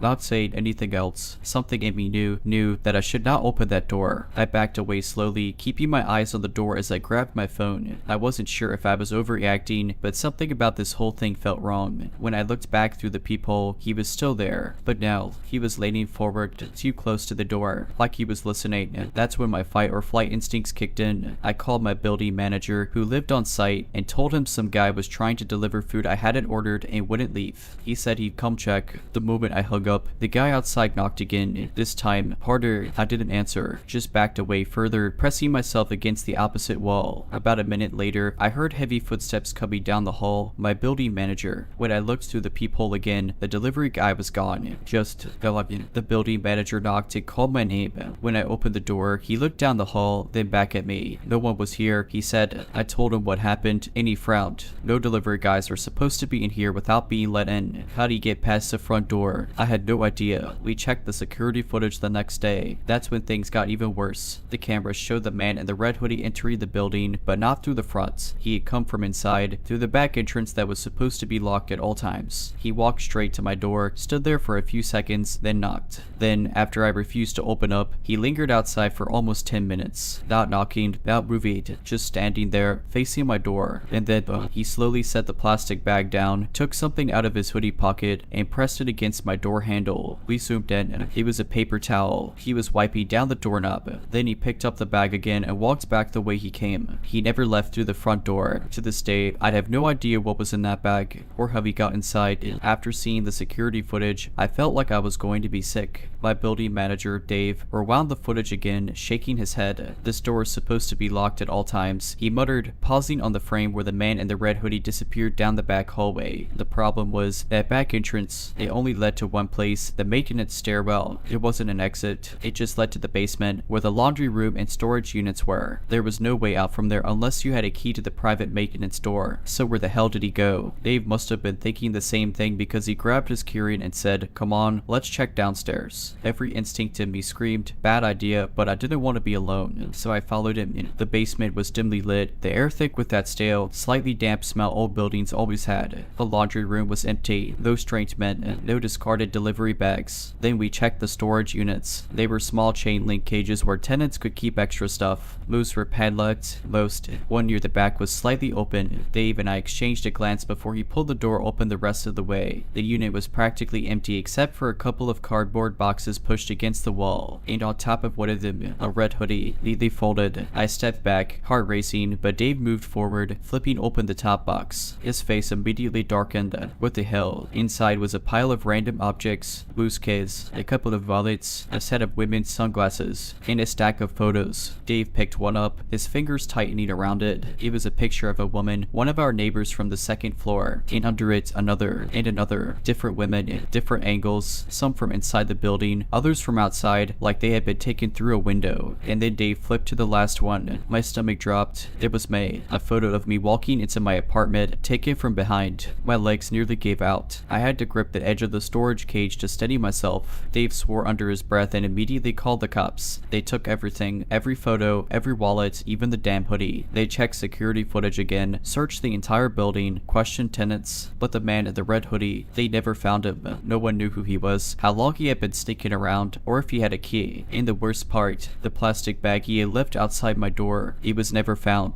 The cops suspected he took it with him after wiping down my doorknob, but something about that didn't sit right with me. I kept thinking, what if it wasn't food? What if it was something else? Something he wanted me to bring inside, to touch, something meant to make me sick or knock me out. I moved out a month later. I couldn't stay there, not after knowing some stranger had been watching me, collecting things, taking pictures. For a while, I tried to put it behind me. I moved to a new apartment across town, somewhere with better security, key fob entry, cameras at every entrance, even a front desk attendant. I told myself it was over, that he was gone, but deep down, I never really believed that. The paranoia stuck with me. Every time I walked into my new building, I felt eyes on me. I triple checked my locks before bed. I stopped using the laundry room late at night, too nervous to be alone in a quiet, enclosed space. And then, 6 months later, it happened again. It was a Sunday night. I had just gotten home from a weekend trip visiting my sister in another city. My suitcase was still by the door, and I was in the middle of sorting through my mail when my phone buzzed. A text from an unknown number. Missed you this weekend. Glad you're home safe. My stomach dropped. I didn't respond. I couldn't. My hands were shaking too much. I stared at the screen, trying to convince myself it was just a wrong number, but I knew better. Whoever sent that text knew I had been gone, and they knew I had just come back. I forced myself to breathe. My mind raced. I had barely been home for 15 minutes. How did they know? Were they watching the entrance? The parking garage? Had they been inside my building? My new apartment was supposed to be safe, but the fear, the knowing, came rushing back. I called the front desk immediately. The attendant, Jacob, was a nice guy, always chatty. When I told him what happened, he got serious real fast. Come downstairs, he said. Down. I grabbed my keys and took the elevator down. When I reached the front desk, Jacob was already pulling up the security footage. We log every person who comes in, he said. If someone's watching you, we'll find them. I stood behind him, my arms wrapped around myself, watching as he scrolled through the footage from the past few hours. People coming in and out, a delivery driver, a couple walking their dog, normal, everyday stuff. Then, at 7:42 p.m., about 10 minutes before I got home, a man entered through the side door near the garage. He was wearing a gray hoodie, hat pulled low, face turned away from the cameras. I watched as he walked right past the front desk, slow and casual, like he belonged there, like he knew the building. He didn't go to the elevators. Instead, he stopped by the mailroom and just stood there for nearly 10 minutes, not checking mail, not looking at his phone, just standing in the corner waiting for me. And then at 7:51, right after I walked in through the main doors, he left. He turned and walked out, hands in his hoodie pocket, head still down. I felt cold all over. Jacob rewound the footage, trying to get a better angle, but the guy never showed his face. You recognize him? He asked. I swallowed hard. No, the hoodie was different, but something about the way he moved, the way he stood so still, so patiently, it felt the same. I don't know, I admit it, but I think it's him. Jacob immediately called building security. They checked the side doors logs, but nothing. No key fob entry, which meant someone let him in, but no tenants were seen entering before him.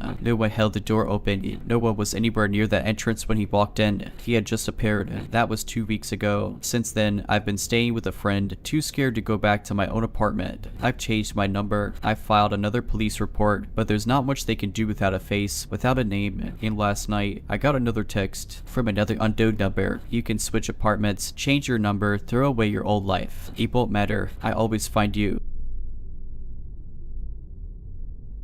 This happened about a year ago when I went on a solo trip to the mountains for some much needed peace and quiet. I had booked a remote Airbnb, a small, rustic cabin about a 30-minute drive from the nearest town. It was cozy, with a fireplace, old wooden furniture, and a huge bay window that looked out over the valley below. There was no Wi-Fi, no TV, and barely any cell service. At the time, that was exactly what I wanted. The first night was uneventful. I read by the fire, had some wine, and listened to the wind howl outside. But the second night was when things got weird. I woke up around 2 a.m. to a loud thump from the living room. Half asleep, I brushed it off as the old cabin settling, but then I heard another noise, a slow, deliberate dragging sound, like something heavy being pulled across the floor. I sat up in bed, heart pounding. The sound stopped. The cabin was completely silent, except for the wind outside. I told myself it was nothing. Maybe a branch had hit the roof, or maybe it was an animal outside. But then I heard it again. Thump, drag. I grabbed my phone and turned on the flashlight, creeping toward the bedroom door. The moment I peeked into the living room, my stomach dropped. The armchair by the fireplace had moved. It had been facing the fire when I went to bed, but now it was turned slightly, just enough that if someone sat in it, they'd be staring directly at the hallway leading to my bedroom. I stood there frozen, my flashlight beam shaking. The front door was still locked. The windows were shut. There was no one in the cabin but me. I forced myself to check every room, every corner, even outside on the porch. Nothing. No footprints in the fresh snow. No sign that anyone had been there at all. I tried to go back to sleep, but every time I closed my eyes, I kept picturing someone or something sitting in that chair, watching my bedroom door. The next morning, I decided to leave a day early. I packed up fast and barely even ate breakfast. Before heading out, I took one last look around the cabin to make sure I hadn't left anything, and that's when I saw it. On the wooden coffee table, right next to the chair, was a single, perfect handprint in the dust. Not mine. I left that cabin so fast I barely remembered to grab my keys. The road back to town was windy and covered in patches of ice, but I didn't care care, I just wanted to get as far away from that place as possible. But the whole drive, I couldn't shake the feeling that I wasn't alone. I kept glancing at my rearview mirror, half expecting to see someone or something sitting in the back seat. Of course, it was empty, but the feeling didn't go away. I made it to town and checked into a small motel near a gas station. It was old and a little dingy, but at least it wasn't that cabin. I double locked the door, wedged a chair under the handle for good measure, and told myself I'd be fine. I wasn't fine. That night, I woke up again 2 a.m. just like before. At first, I didn't know why. Then I heard it. Thump. Drag. My blood ran cold. The sound wasn't coming from the cabin anymore. It was coming from inside my motel room. I bolted upright and grabbed my phone. The chair I had wedged under the door was still in place. The door was locked, but the sound was there, right in the darkness with me. I turned on my flashlight, hard hammering. The room looked normal. The tiny table by the window, the dresser, the mirror, nothing had moved. But something fell off. I swung my feet to the floor, my breath shallow. That's when I noticed the mirror. It faced the bed, directly across from me, and in its reflection, the chair was turned. Not the chair in my room, the one in the cabin.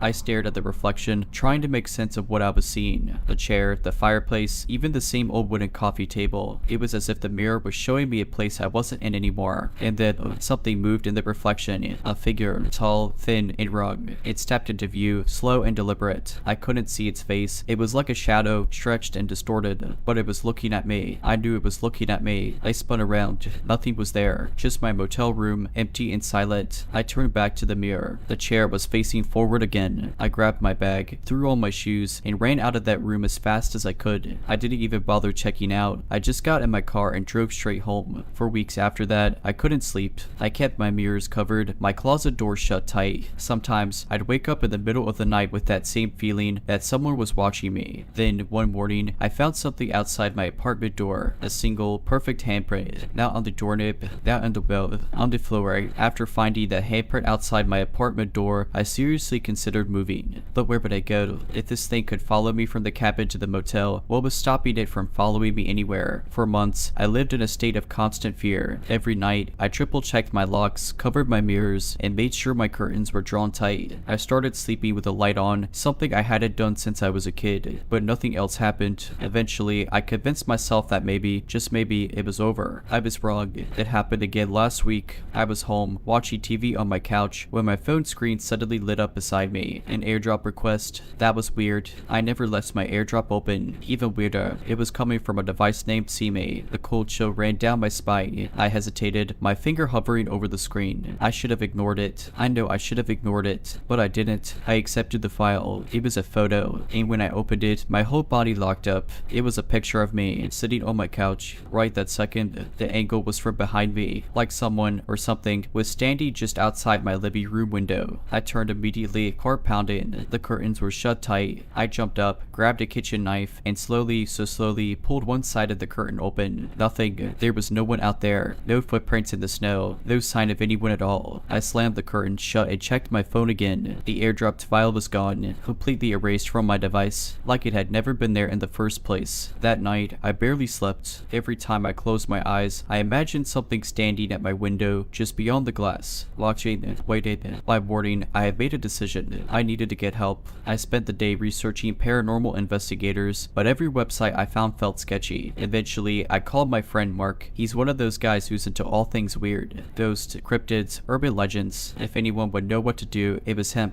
He showed up that evening with a duffel bag full of gear, EMF meters, thermal cameras, even a little pouch of what he claimed was blessed salt. "You're lucky I believe you," he said, grinning. "Most people would think you're losing your mind." I almost laughed. Maybe I was. We started in the living room. He scanned the place with his EMF reader, but nothing happened. No spikes, no strange energy, nothing. Then we moved to my bedroom. The moment he stepped inside, his meter went crazy. It beeped rapidly, the reading spiking into the red. He muttered a curse under his breath and pulled out his thermal camera. "I think something's here, man," he whispered. He aimed the camera at the closet. At first, the screen showed nothing but the normal heat signatures of the room. But then, something flickered, a faint shape, tall, too tall. It was standing inside my closet. Holy shit, Mark breathed. "Do you see that?" I saw it. I saw it move. Before I could react, the closet door slammed shut on its own. The EMF meter shrieked. My bedroom light flickered violently, and for a brief second, the room felt wrong, like the air was thicker, heavier. Then, just as suddenly, everything went still. The EMF meter went silent. The light stopped flickering. The temperature in the room returned to normal. hall. Mark and I stared at each other, both breathing hard. Dude, he finally said, I think you need to leave. That was 5 days ago. I'm staying with Mark now. I haven't been back to my apartment. I don't think I ever will, because last night, as I was lying awake in his guest room, I got another airdrop request. This time, it was a video. I didn't want to open it, but I had to. The footage was grainy, shaky, like it had been recorded in a dark room, but I recognized it immediately. It was my apartment. The camera moved slowly through my living room, down the hall, into my bedroom. It stopped at my closet door. For a long moment, nothing happened. Then, the door creaked open. In the dim light, I saw it. So, then, smiling, the video ended.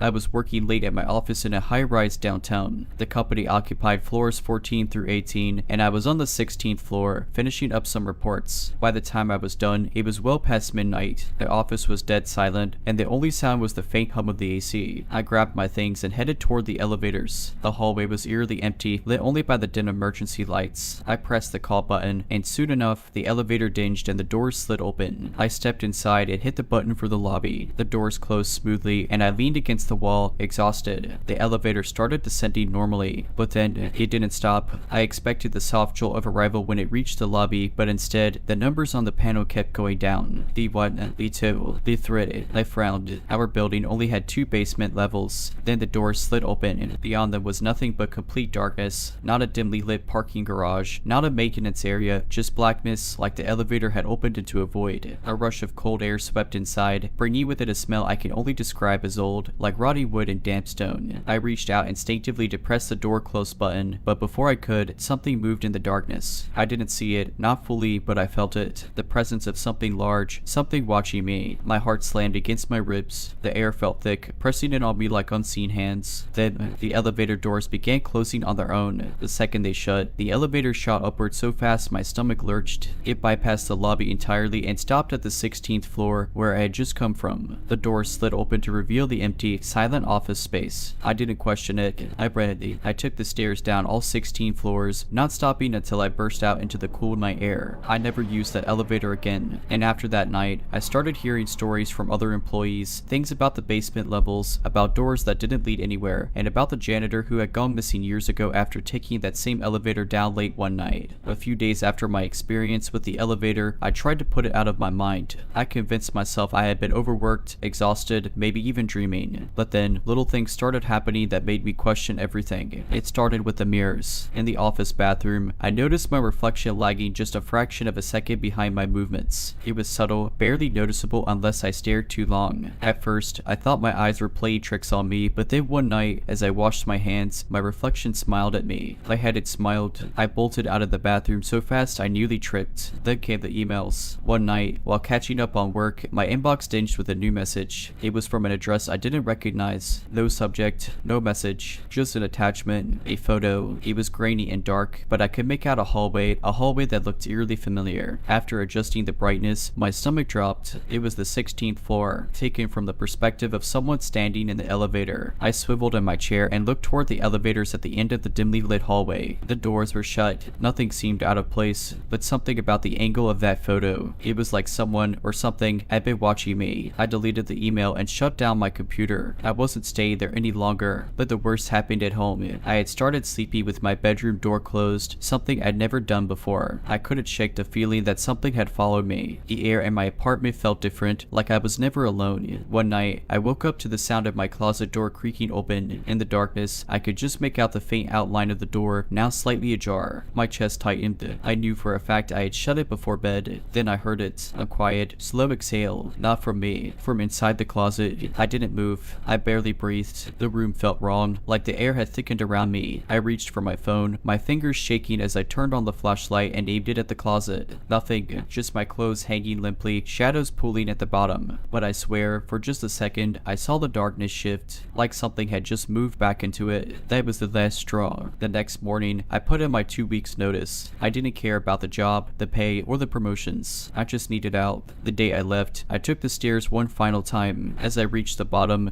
curiosity got the better of me. I turned to look at the elevator panel. The light above one of the elevators flickered. It was moving, descending. I watched as it went past the lobby, down into B1, B2. Then, for the first time since that night, it kept going. B3, B4, B5. I turned and walked out of that building without looking back. I still don't know what was in that elevator. I still don't know what watched me from my closet. I moved out of my apartment a week later. I didn't tell my landlord the real reason. Just said I was relocating for work and paid the early termination fee. I didn't care about the money. I just wanted distance between me and whatever had latched onto me after that elevator ride. For a while, I thought I was safe. I started a new job in a different part of the city, rented a smaller place in a high rise that I made sure had no basement levels. But then, the calls started. At first, they were just empty. Late at night, my phone would vibrate on my nightstand, and I'd groggily check the screen. Unknown caller. Every time I picked up, there was nothing on the other end. Just silence. No breathing. No static. Just dead air. Then, one night, something changed. I picked up the call out of frustration. Hello, I whispered, barely awake. This time, there was breathing. Slow, shallow. Then, in a voice that sounded far too familiar, I heard, "Why did you leave?" My entire body went rigid. The voice, it was mine. I hung up immediately, my hands shaking so badly I almost dropped the phone. I wanted to believe it was some kind of prank, but deep down, I knew better. It wasn't a prank. It wasn't even human. I stopped answering the calls after that, blocked every unknown number that popped up,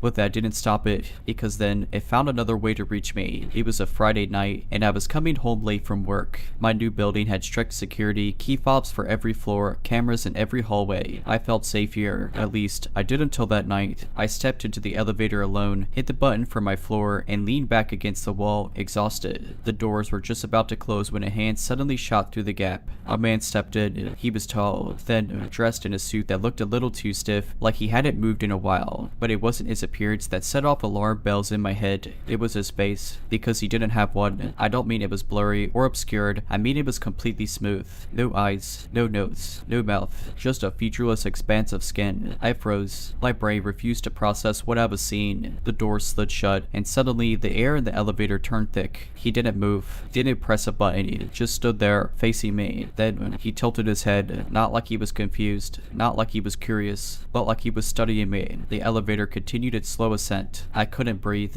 couldn't think. Every fiber of my being screamed at me to run, to do something, but there was nowhere to go. The floor numbers kept rising. 8, 9, 10. The man in the suit started to smile, only he didn't have a mouth, so the skin where his lips should have been just stretched, like something underneath was pressing against it, trying to break through. 11 and 12. The lights flickered, the air grew colder. He took a step toward me. 13. The elevator stopped. The door slid open, but it wasn't my floor. It wasn't a floor at all. It was the same darkness from the basement, and this time, something was waiting for me inside. I felt it before I saw it. That same wrongness, that same crushing, suffocating presence. I didn't think. I just acted. I slammed my fist against the closed door button over and over, heart pounding, my entire body shaking. The faceless man stood completely still, like he was waiting for me to step out. The doors shut. The elevator rocketed upward. I collapsed against the wall, gasping for air. The faceless man was gone. The doors finally opened on my floor, and I ran. I didn't sleep that night. I didn't sleep at all. The next morning, I asked security if they had seen anything strange on the cameras. They pulled up the footage, and that's when I learned the worst part. I was alone in that elevator the entire time.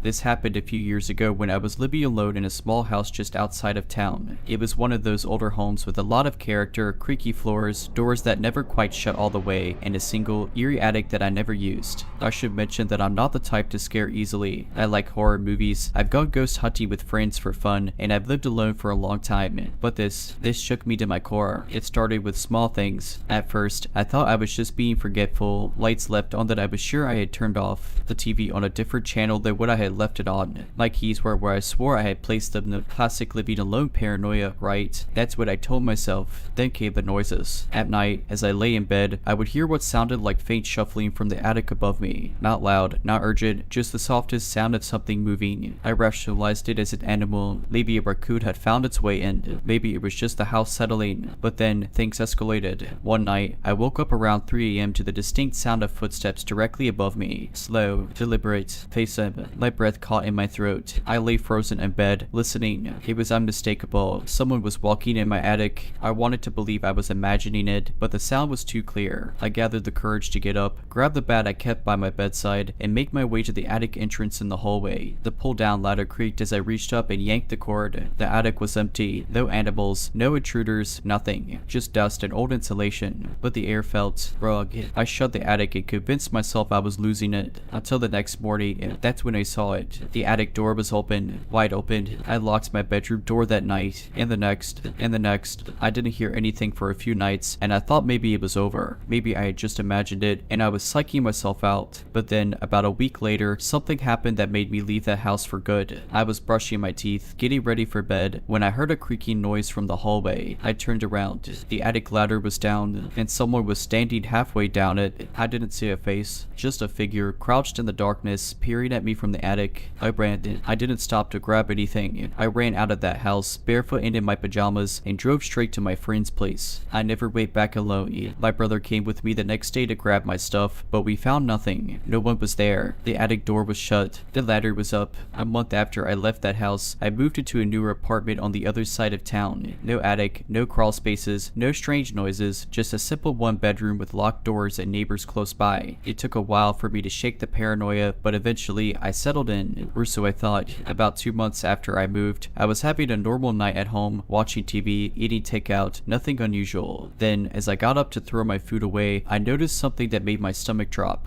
The attic. My old attic key was sitting on my kitchen counter. I never took it with me when I moved. I left it behind in that house. At first, I tried to rationalize it. Maybe it got mixed in with my things by accident. Maybe my brother grabbed it when we packed up my stuff. But the more I thought about it, the more I knew I never took that key. I threw it away immediately. I didn't even want to touch it. I tossed it in the dumpster outside and tried to put it out of my mind. That night, I had the worst nightmare I've ever had. I was back in my old house, standing under the attic. The ladder was down, but I couldn't see inside. Just a yawning, endless darkness stretching far beyond where the attic should have ended. Something was in there. I couldn't see it, but I could hear breathing. Slow, ragged, and deliberate. Then, in my dream, something stepped forward. A figure, and possibly tall, its limbs just a little too long, its movements not quite human. It started climbing down toward me. I woke up gasping for air. I tried to shake it off as just a nightmare, but then a few nights later it got worse. I came home from work late, exhausted. As I unlocked my apartment door, I noticed something strange. My bedroom light was on. I always turned it off before leaving. I hesitated. My heart started pounding. I slowly stepped inside. Everything looked normal except for one thing. My bedroom closet was open. I never leave it open, ever. Inside, the attic key was sitting on the top shelf. I moved out the next week. I don't know how it followed me or if it ever really left, but sometimes when I wake up in the middle of the night, I swear I hear it again, soft, deliberate footsteps above me. I never stay in one place for too long anymore. After the incident with the attic key showing up in my new apartment, I moved again. A friend of mine worked in real estate and managed to find me a small but modern studio in a high-rise building downtown. It had no attic, no weird crawl spaces, no strange history. For the first time in a long time, I actually felt safe. But deep down, I knew it wasn't over. I could still feel it, and things were fine for the first few weeks. No noises, no keys appearing where they shouldn't be. Then one night, I was getting ready for bed when I noticed something strange. I had a full-length mirror in my bedroom, just a cheap one I got from Target, leaning against the wall. As I walked past it, I felt an odd sense of hesitation, like something in the reflection wasn't quite right. I stopped and turned to look. It was normal, just me, standing there, looking tired. But then I saw it. In the reflection, the closet door behind me was slightly open. I spun around. It was closed. I looked back at the mirror. It was open again. A cold wave of dread washed over me. I slowly stepped toward the closet, heart pounding, my mind racing through every possible explanation. Maybe I was just exhausted. Maybe my eyes were playing tricks on me. I reached out and pulled the closet door open. Nothing. Empty. I took a shaky breath, closed the closet, and turned back to the mirror. The closet door in the reflection was still open, and this time I saw something standing inside. I barely slept that night. I told myself the mirror was just a trick of the light, that I was overtired, that I was letting my paranoia get the best of me, but I couldn't shake the feeling that I wasn't alone. A few nights later, I found out I was right. It was just past 2 a.m. when I woke up to a sound that made my blood run cold. Nelk. It was coming from inside my closet. I sat up in bed, my breath caught in my throat. I didn't move. I didn't blink. I just stared at the closed door, willing it to be my imagination. Then it happened again.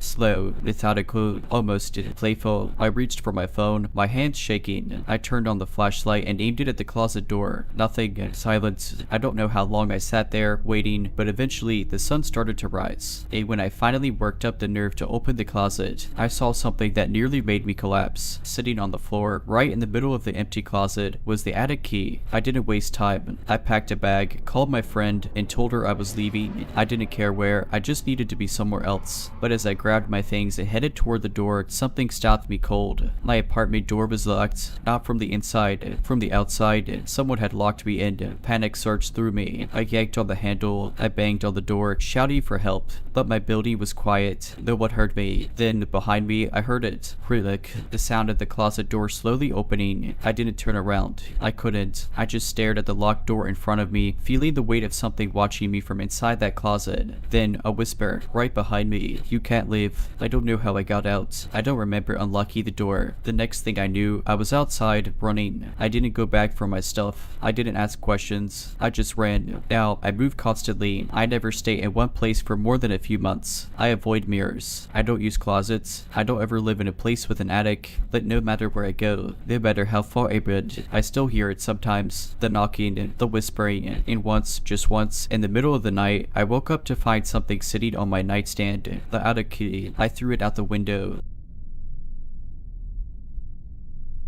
I lived off campus in a rundown house that I rented with 2 other students, Jake and Laura. It wasn't a bad place, just old, with a weird layout and creaky floors. The kind of place that makes noise even when nobody's moving. One night, I was alone in the house. Jake had gone to visit his parents, and Laura was out with friends. It was around midnight, and I was sitting on the couch, watching TV with a bowl of popcorn. The only light in the room came from the screen, casting flickering shadows on the walls. That's when I heard it. A knock. Not from the front door, but from inside the house. It wasn't loud, just 3 soft, deliberate taps. I muted the TV and sat up, my heart already racing. It had come from down the hall, near the back bedroom. That was Laura's room, but I knew she wasn't home. I told myself it was nothing, maybe the house settling, maybe my imagination. I turned the volume back up, then it happened again. 3 knocks, but this time, closer. I stood up, straining to listen. The air felt heavier, like the atmosphere before a storm. I swallowed hard and called out, "Hello?" No answer. I grabbed my phone and turned on the flashlight, slowly making my way toward the hallway. The floor creaked under my feet, but there was no other movement. I reached Laura's door and pushed it open, expecting, I don't know what, but the room was empty. Then I heard the knock again. Behind me, I spun around, the beam of my flashlight shaking. The sound had come from the bathroom door. I stood there, frozen, for what felt like forever. Then, slowly, I reached for the doorknob and turned it. The bathroom was empty, nothing out of place, no windows open, no sign that anyone had been there. At this point, every instinct was screaming at me to leave the house, but I had no real reason to. I mean, there was no one there, so I did the next best thing. I locked my bedroom door, climbed under the covers like a child, and tried to sleep. A few hours later, I woke up suddenly. The room was pitch black, except for the faint glow of my phone charging on the nightstand. I wasn't sure what had woken me. Then I heard it again. 3 soft knocks, this time on my bedroom door. I couldn't move. I just lay there, staring at the dark ceiling, my breath caught in my throat. My phone was right beside me, but I was too afraid to reach for it. I wanted to call someone, Laura, Jake, the police, anyone, but I was terrified that if I made a sound, whatever was on the other side of the door would know I was awake. The knocking didn't come again. I don't remember falling asleep, but the next thing I knew, sunlight was streaming through my blinds. Everything seemed normal, but I couldn't shake the unease that clung to me. That afternoon, when Laura got home, I told her what happened. She listened, her face growing paler by the second. Then she said something that made my blood run cold. I hear knocking too, she whispered, but only when I'm in the shower. After we moved out, I tried to put the whole thing behind me. I never told Jake about it. He would have just laughed it off. But Laura and I didn't joke about it. We didn't talk about it at all. I wish I could say that was the end of it. The few months after we moved, I was crashing at my parents' place for the summer. One night, I woke up to the sound of knocking. 3 soft taps. I sat up so fast that my vision blurred. My heart was hammering in my chest, my body already tense with that old, awful fear. But I wasn't in the house anymore. I was in my childhood bedroom, a place that had never scared me before. before. I held my breath and listened, silent. I told myself I had imagined it, maybe a dream, a leftover fear from that awful house. But I still got up, turned on the lights, and checked the hallway. My parents were asleep. The house was quiet. I barely slept that night. The next day, I convinced myself it was nothing, just my mind played tricks on me, until it happened again. This time, I was in the shower. I was rinsing shampoo out of my hair when I heard it. 3 soft knocks on the bathroom door. My stomach turned to ice. The sound was unmistakable. I stood there, frozen, water running down my face.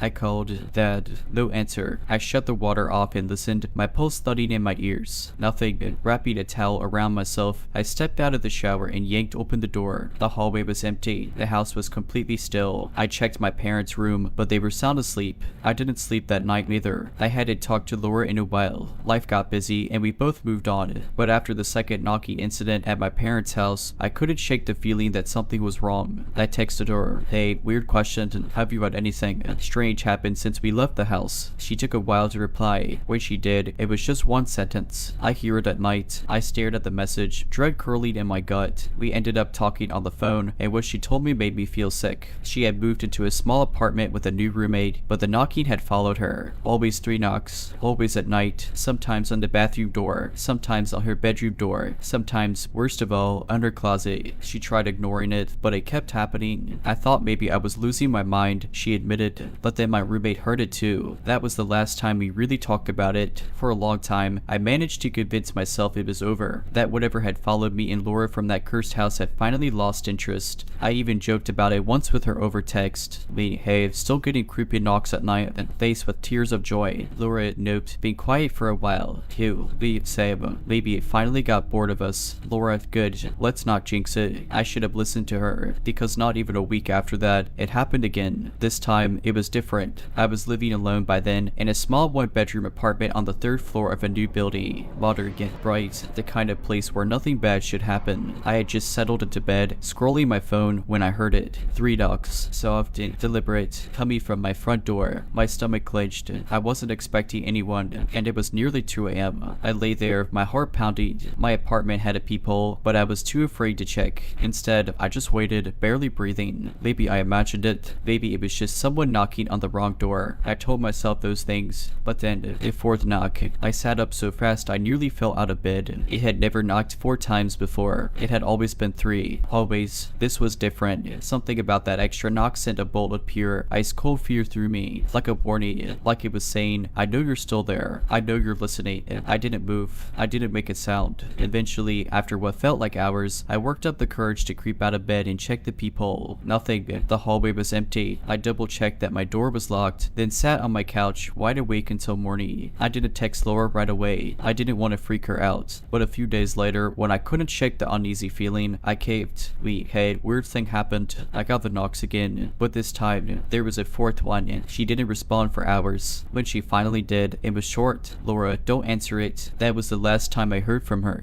I tried reaching out, but she never replied. Her number stopped working. Her social media disappeared. I even called her old roommate, but she had moved out months ago and hadn't spoken to Laura since. I don't know where she went. I don't know what happened to her, but I do know one thing. I haven't heard the knocking again. This happened when I was 14, and I still can't explain it. I grew up in a small town in Pennsylvania, the kind of place where everyone knows each other and houses stay in families for generations. My best friend, Rachel, lived in an old Victorian house that had been her great-grandmother's. It was one of those houses that always felt a little too dim inside, even in the middle of the day. One summer, Rachel and I were hanging out at her place while her parents were out. We were watching TV in the living room when we both noticed it at the same time, a low humming sound. At first, I thought it was coming from outside, maybe someone mowing their lawn a few houses down. But when I muted the TV, the hum stayed. It wasn't loud, just persistent, like an electrical buzz, but deeper, almost like someone humming a tune just under their breath. Rachel frowned. You hear that, right? I nodded. Yeah, what is it? She looked uncomfortable. It happens sometimes. That was weird. I had been to her house hundreds of times, and I had never noticed anything like this. We got up to investigate. The hum seemed to come from everywhere at once, but when we moved toward the staircase, it got louder. Not unbearably softly loud, but noticeable, like we were getting closer to the source. Rachel hesitated at the bottom of the stairs. "It's probably just the pipes or something," she mumbled, but I could tell she didn't believe that. I stepped onto the first stair. The hum deepened, vibrating through the wooden banister. I climbed a few more steps, and it got louder, not deafening, but insistent,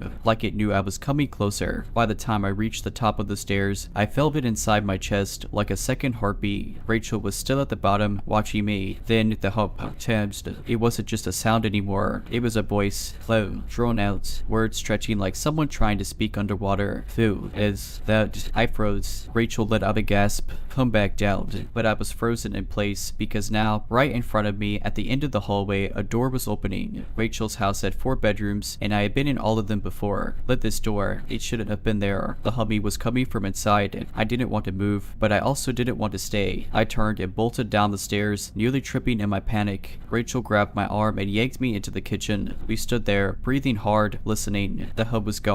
I wanted to ask her about it, about the voice, the door, everything. But she just shook her head and whispered, "We don't go upstairs when it happens." I never spent the night at her house again. A year later, her parents sold the place and moved across town. We never talked about it, but one time, when we were both a little older, I asked Rachel if she ever saw that door again. She didn't answer right away. Then she just said it was gone the next day. A few years went by, and I tried to forget about what had happened in Rachel's house. Let some things stick with you, no matter how much you try to convince yourself it was just a weird trick of sound or overactive imagination. Rachel and I stayed close, but we didn't talk about it again. Not until years later, when we were in our 20s, sitting around a campfire with a group of friends, swapping creepy stories. Someone brought up a house in town that had been abandoned for a long time, the same house Rachel had lived in. Apparently, the new owners had never stayed more than a few months before moving out. The last family didn't even bother selling it, they just left. I glanced at Rachel, expecting her to look uncomfortable, but instead, she looked tired. "I used to live there," she finally said. That got everyone's attention. I could tell she didn't want to talk about it, but maybe after all these years, she felt like she needed to. She took a sip of her drink and stared into the fire. "You remember the humming, right?" she asked me. I nodded, my stomach twisting. She let out a slow breath. "It never stopped." Rachel explained that after the night we heard the voice, things got worse. The humming wasn't just occasional anymore. It started happening more often. At first, only at night, then during the day. And the door, the one I had seen at the top of the stairs, it came back. She didn't tell her parents. She didn't want them to think she was crazy. But she started waking up to find the door open, just a crack. Sometimes, she swore she saw something standing behind it. Not a person, not a shadow, just something. And the voice, it learned her name.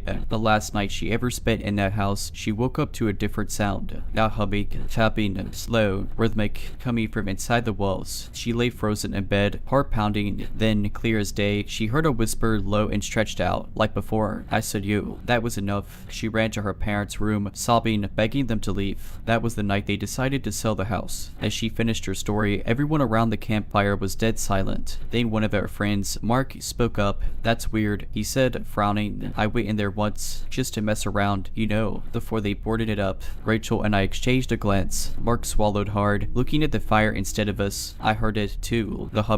I asked. He shook his head. "No, the whisper." Mark's words hit me like a punch to the stomach. I felt Rachel tense beside me. The fire crackled, but nobody spoke. The night air felt heavier. You're serious?" Rachel finally asked, her voice barely above a whisper. Mark nodded. He looked genuinely shaken, like he hadn't planned on admitting it out loud. "I was just messing around," he said. "It was a dare. A couple of us snuck in through the back window. The place was empty, no furniture, nothing, just dust and that weird, stale smell old houses have. But then, I heard it, that low hum, almost like a power line buzzing, but deeper, felt it in my chest." Rachel was staring at him, her face pale. And then, Mark continued, "I got to the top of the stairs, and there was a door at the end of the hall. I swear, it wasn't there when we first went up, but it was just there, like it had always been. I felt a chill run down my spine." Mark sweated hard. I walked toward it, and that's when I heard the voice, right behind me. He took a breath, his eyes darting around the circle, almost like he was checking to see if something was listening. It said, "Who is that?" I didn't realize I was holding my breath until I exhaled. Rachel looked sick. "You opened the door, didn't you?" she asked.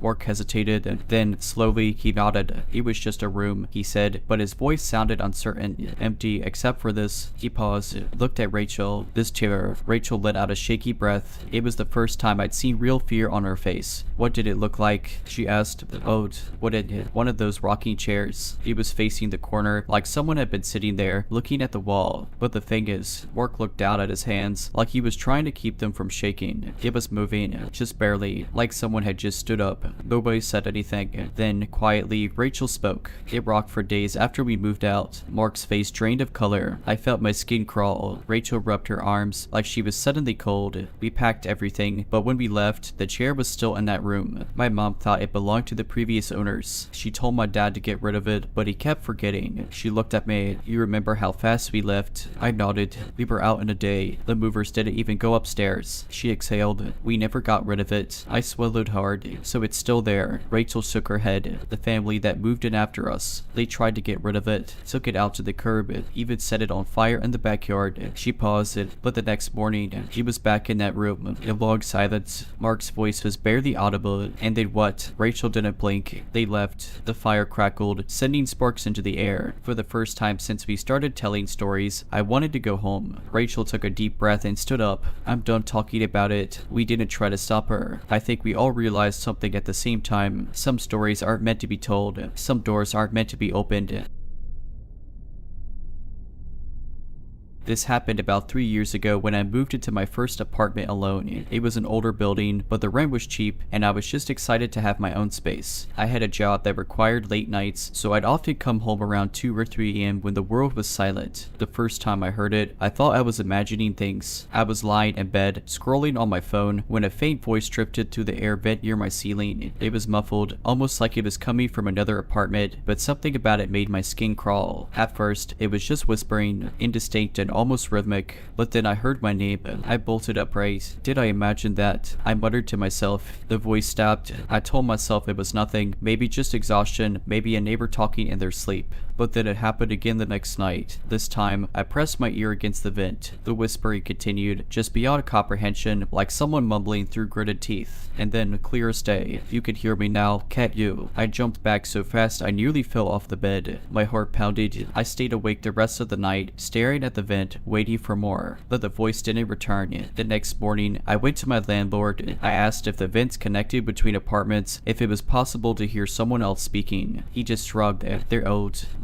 But no one's lived in the unit next to yours for months. That night, I kept my TV on for background noise, anything to keep the silence at bay. But around 3 a.m., the TV flickered. The screen turned to static for just a second, and in that second, from the vent, I heard it again. A slow, distorted laugh. Then, don't ignore me. I left the apartment that night, packed a bag, and stayed at a friend's. The next day, I told my landlord I was breaking the lease. I didn't care about the penalty. I moved out within a week. I don't know who or what was speaking to me. I don't know if anyone moved into that apartment after me, and I have no plans to ever go back and find out. After I moved out of that apartment, I did my best to convince myself that it had all been in my head. Maybe it was stress, maybe sleep deprivation. I told myself that over and over until I started to believe it. For the next year, everything was normal. No whispery vents, no strange voices, no flickering screens. I had almost forgotten about the whole thing, almost, until last week. It started with something small. I was home alone, working late, when my phone glitched. The screen froze, then flickered, then turned to static. It only lasted a second, but it was enough to send a chill down my spine. Then, that night, I woke up suddenly, my heart hammering for no reason. The room was silent, still, but something felt off. I turned onto my side, facing the wall, when I heard it. A faint, breathy whisper, not through a vent this time, right next to my ear. I launched out of bed so fast I knocked my nightstand over. My lamp crashed to the floor, my heart pounding so hard I could barely think. I flipped the light on, scanning the room. Nothing. No one. The house was locked, the windows shut, but I didn't sleep for the rest of the night. The next morning, I convinced myself it had been a dream. It had to be, right? Then, 2 days later, my friend Sarah came over for a movie night. She was in the kitchen grabbing drinks when she called out, her voice weirdly hesitant. Hey, but when did you get a cat? I frowned. I don't have a cat. She walked back into the living room, looking a little pale. I swear I just saw something move down the hall. It was small, like an animal. We both checked every room. Nothing. Then, just as we were about to shrug it off, my TV flickered again. Just a single second of static, and in that brief, flickery moment, I swore I saw something reflected in the screen. A shape, a shadow, standing in the hallway. Sarah left immediately. I don't blame her. That night, I did something I had never done before. I spoke to it. I sat in my bed, staring at the dark corners of the room, and whispered, "What do you want?" For a long time, there was nothing. Then, just as I was about to turn over and try to sleep, I heard it. A breath, a slow, deliberate inhale. Then, right by my ear, "I found you. I'm staying at a hotel now. I don't know what to do next." I left that apartment behind. I didn't sleep that night, or the next. Something had followed me. I was sure of it now. But how? And why? I checked out of the hotel the next morning, feeling like a fugitive. I needed answers. I needed to know what I was dealing with, so I did the one thing I told myself I'd never do. I went back to my old apartment. It looked the same from the outside. Run down, gray, the kind of place people lived in when they didn't have better options. I stood outside for a long time before finally working up the nerve to knock on the door. A woman answered, mid-30s, tired eyes, the look of someone who regretted moving in. "Sorry to bother you," I said. "I used to live here. I was just wondering, have you noticed anything strange?" Her face changed instantly. "You mean the voices?" A cold, sick feeling curled in my stomach. "Yeah," I said, voice barely above a whisper. She opened the door wider. "Come in." The apartment looked the same, but it felt worse. Heavier, stale. The air was thick, like the walls were watching us. The woman, Laura, wasted no time, and they started a week after I moved in, she said, crossing her arms. At first, it was just whispering. I thought it was neighbors. She shook her head. Then it said my name. I swallowed hard. She went on. "I told my boyfriend. He thought I was crazy. Then one night, he stayed over. He heard it too. I almost didn't want to ask, but I had to. Did it move?" Laura's eyes darkened. "The vents. No, but something else." She led me to the bedroom. "I saw it in the mirror," she said. "It was standing right behind me. But when I turned around, it was gone." My stomach twisted. I thought of my TV flickering, of that shadow in the reflection. I needed to get out of there. "Did you ever?" I started to ask, but I stopped, because at that moment, the air changed. The room got colder, and then from the vent, both of our names were whispered. Laura and I bolted. We didn't stop until we were outside, panting like we'd run a marathon. She turned to me, pale as death. "I'm moving," she said. I nodded. "Me too." That was 2 months ago. Laura left the apartment, but I never found out where she went. I tried calling her once, but her number was disconnected. As for me, I moved across the state, into a new building, a new city. For a while, it was quiet, peaceful. Then, 2 nights ago, it happened again. I woke up suddenly, feeling watched. The room was dead silent. Then, a whisper from the closet. I didn't move. I didn't breathe. The door was cracked open, a sliver of blackness. Then, in the dark, something shifted. Something stepped out. I didn't stay to see what it was. I grabbed my keys, my phone, and ran. Now, I'm in my car, writing this in a gas station parking lot. I don't know where to go. I don't think running is enough anymore. I didn't go back to my apartment. I couldn't. Not after what I saw, or what I almost saw, stepping out of my closet. Instead, I drove. I didn't know where I was going, but I kept the gas tank full and the radio on, trying to drown out the silence, trying to ignore the creeping sensation that I was not alone. I told myself that if I just kept moving, I'd be safe. That if I put enough miles between me and whatever this thing was, it would lose me. But deep down, I knew that was a lie, because no matter how far I drove, I started to notice things. The static. Every time I checked into a motel, the TV would flicker. Just once, just for a second. Then came the reflections. At a gas station outside of some nowhere town, I stopped to use the bathroom. The fluorescent lights buzzed, washing everything in a sickly yellow. I washed my hands, splashing water on my face, trying to shake the exhaustion that clung to me like a second skin. Then I looked up. In the mirror, over my shoulder, something moved. I spun around. Nothing. But in the reflection, the stall door behind me was slowly swinging open. I ran. Didn't even stop to dry my hands. Didn't stop until I was back on the highway, breath coming in ragged gasps. It was getting closer. Last night, I broke down. Not my car, me. I parked at the edge of a rest stop and just sat there, gripping the steering wheel until my knuckles went white. Then, for the first time in weeks, I spoke to it. "I know you're there." Silence. "You followed me. You want something." The radio crackled. The engine clicked softly in the cold. Then, a breath, right in my ear. I turned so fast my vision blurred. The passenger seat was empty, but I felt it. Something was in the car with me. "What do you want?" I yelled, voice shaking. For a long time, nothing, just the hum of the road, the wind against the windows. Then, from the radio, distorted, warped, like a voice dragged through static, "Let me in." The engine roared as I floored the gas, speeding down the empty highway. I don't know what it means. I don't know how to stop it, but I do know one thing. I've been running for weeks, running from my apartment, from the vents, from the shadows and the reflection, and now I finally understand. Alright, but that's it. I hope you enjoyed this video. If you did, make sure to subscribe to my channel, like this video, and comment something down below. But as always, Have a nice day.